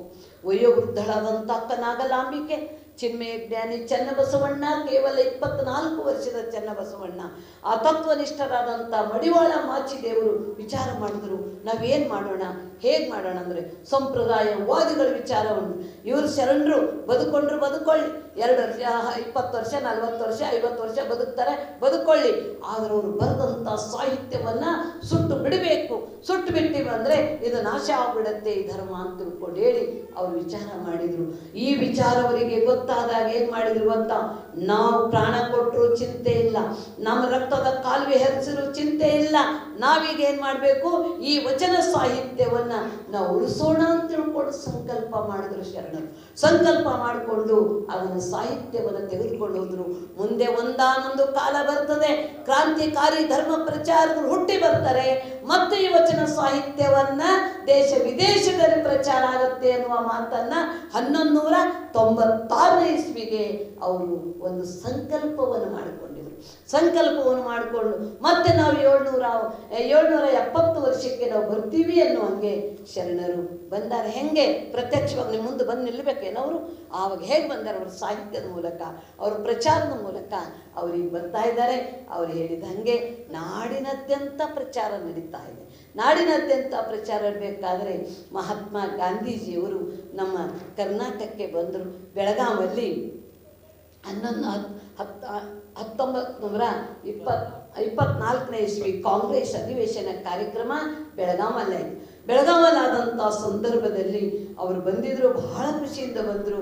ಮತ್ತು ನಮ್ಮ ಕರ್ನಾಟಕದ ಗಾಂಧಿ ಅನ್ನಿಸ್ಕೊಂಡಂಥ ಶರಣರಾದಂಥ ಹರ್ಡೇಕರ್ ಮಂಜಪ್ಪನವರು ಕೂಡ ಬಂದಿದ್ದರು. ಅಕ್ಕಪಕ್ಕನೆ ಕೂತಿರುವಾಗ 5-10 ನಿಮಿಷದಲ್ಲಿ ಸಮಗ್ರವಾದ ಬಸವಣ್ಣರ ವಿಚಾರವನ್ನು ಅವರು ತಿಳಿಸಿದರು. ಅವರು ತಿಳಿಸಿದಾಗ ಬಹಳ ಖುಷಿಯಾಯಿತು ಗಾಂಧೀಜಿಯವರಿಗೆ. ನಾ ಎಂಥ ಪುಣ್ಯ ಕ್ಷೇತ್ರಕ್ಕೆ ಬಂದೆ, ಎಂಥ ಒಂದು ಭೂಮಿಗೆ ಬಂದಲ್ಲ ಅಂತ ಖುಷಿಯಾದಾಗ ನಮ್ಮ ಲೀಡರ್ ಎಲ್ಲ ಬಾಪೂಜಿ ನೀವು ನಮ್ಮ ಕರ್ನಾಟಕಕ್ಕೆ ಬಂದಿದ್ದೀರಾ, ನಮ್ಮ ಕರ್ನಾಟಕ ಶರಣರಿಗೆ ನಿಮ್ಮ ಸಂದೇಶವನ್ನು ಹೇಳ್ರಿ ಅಂದರೆ, ನಾನು ಈ ಕರ್ನಾಟಕ ಶರಣರಿಗೆ ಸಂದೇಶ ಹೇಳಲಿಕ್ಕೆ ಅಸಮರ್ಥನು. ಯಾಕಂದರೆ ಇಡೀ ಜಗತ್ತಿಗೆ ಸಂದೇಶ ಹೇಳಿದಂಥ ಮಹಾಪುರುಷ ಬಸವಣ್ಣ ಹುಟ್ಟಿದ್ದು ಇದೇ ಕರ್ನಾಟಕದಲ್ಲಿ ಅಂತ ತಿಳ್ಕೊಂಡಿರ್ತಾರೆ. ಇದೇ ಕರ್ನಾಟಕದಲ್ಲಿ ಅಂತ ತಮ್ಮ ಭಾಷಣದಲ್ಲಿ ಅವರು ಹೇಳ್ತಾ ಇದ್ದಾರೆ. ನಾನು ಬಸವಣ್ಣನ ಬೀದಿಯಲ್ಲಿ ನಡೆದು ಬರುತ್ತಿದ್ದೆ, ಬಸವಣ್ಣನವರು ಸಿದ್ಧಿ ಪುರುಷರಾಗಿದ್ದರು, ನಾನು ಕೇವಲ ಸಾಧಕನಾಗಿದ್ದೆ. ಬಸವೇಶ್ವರರು ಆಚರಿಸಿ ಉಪದೇಶ ಮಾಡಿದ ತತ್ವಗಳನ್ನು ನಾನು ಮೆಚ್ಚಿಕೊಂಡಿದ್ದೇನೆ. ಕಾಯಕ ತತ್ವ, ಅಸ್ಪೃಶ್ಯತೆ ನಿವಾರಣೆ. ಬಸವೇಶ್ವರರು ಈಗ ಇರುತ್ತಿದ್ದರೆ ವಿಶ್ವ ಪೂಜ್ಯ ವ್ಯಕ್ತಿಯಾಗಿ ಪರಿಣಮಿಸುತ್ತಿದ್ದರು. ಅವರ ಅನುಯಾಯಿಗಳಾದಂಥ ನೀವು ಅವರ ತತ್ವ ಸಿದ್ಧಾಂತವನ್ನು ಪ್ರಚಾರ ಮಾಡಿದರೆ, ಅನುಷ್ಠಾನಕ್ಕೆ ತಂದು ಪ್ರಚಾರ ಮಾಡಿದರೆ ಆದರೆ ಭಾರತ ಬೇಕೇ ಇಡೀ ಜಗತ್ತನ್ನೇ ಉದ್ಧಾರ ಮಾಡಬಲ್ಲಿರಿ. ಎಂಥ ಅಮೂಲ್ಯವಾದ ಸಾಹಿತ್ಯ ರೀ ನಮ್ಮದು, ಎಂಥ ಅಮೂಲ್ಯವಾದ ಸಾಹಿತ್ಯ.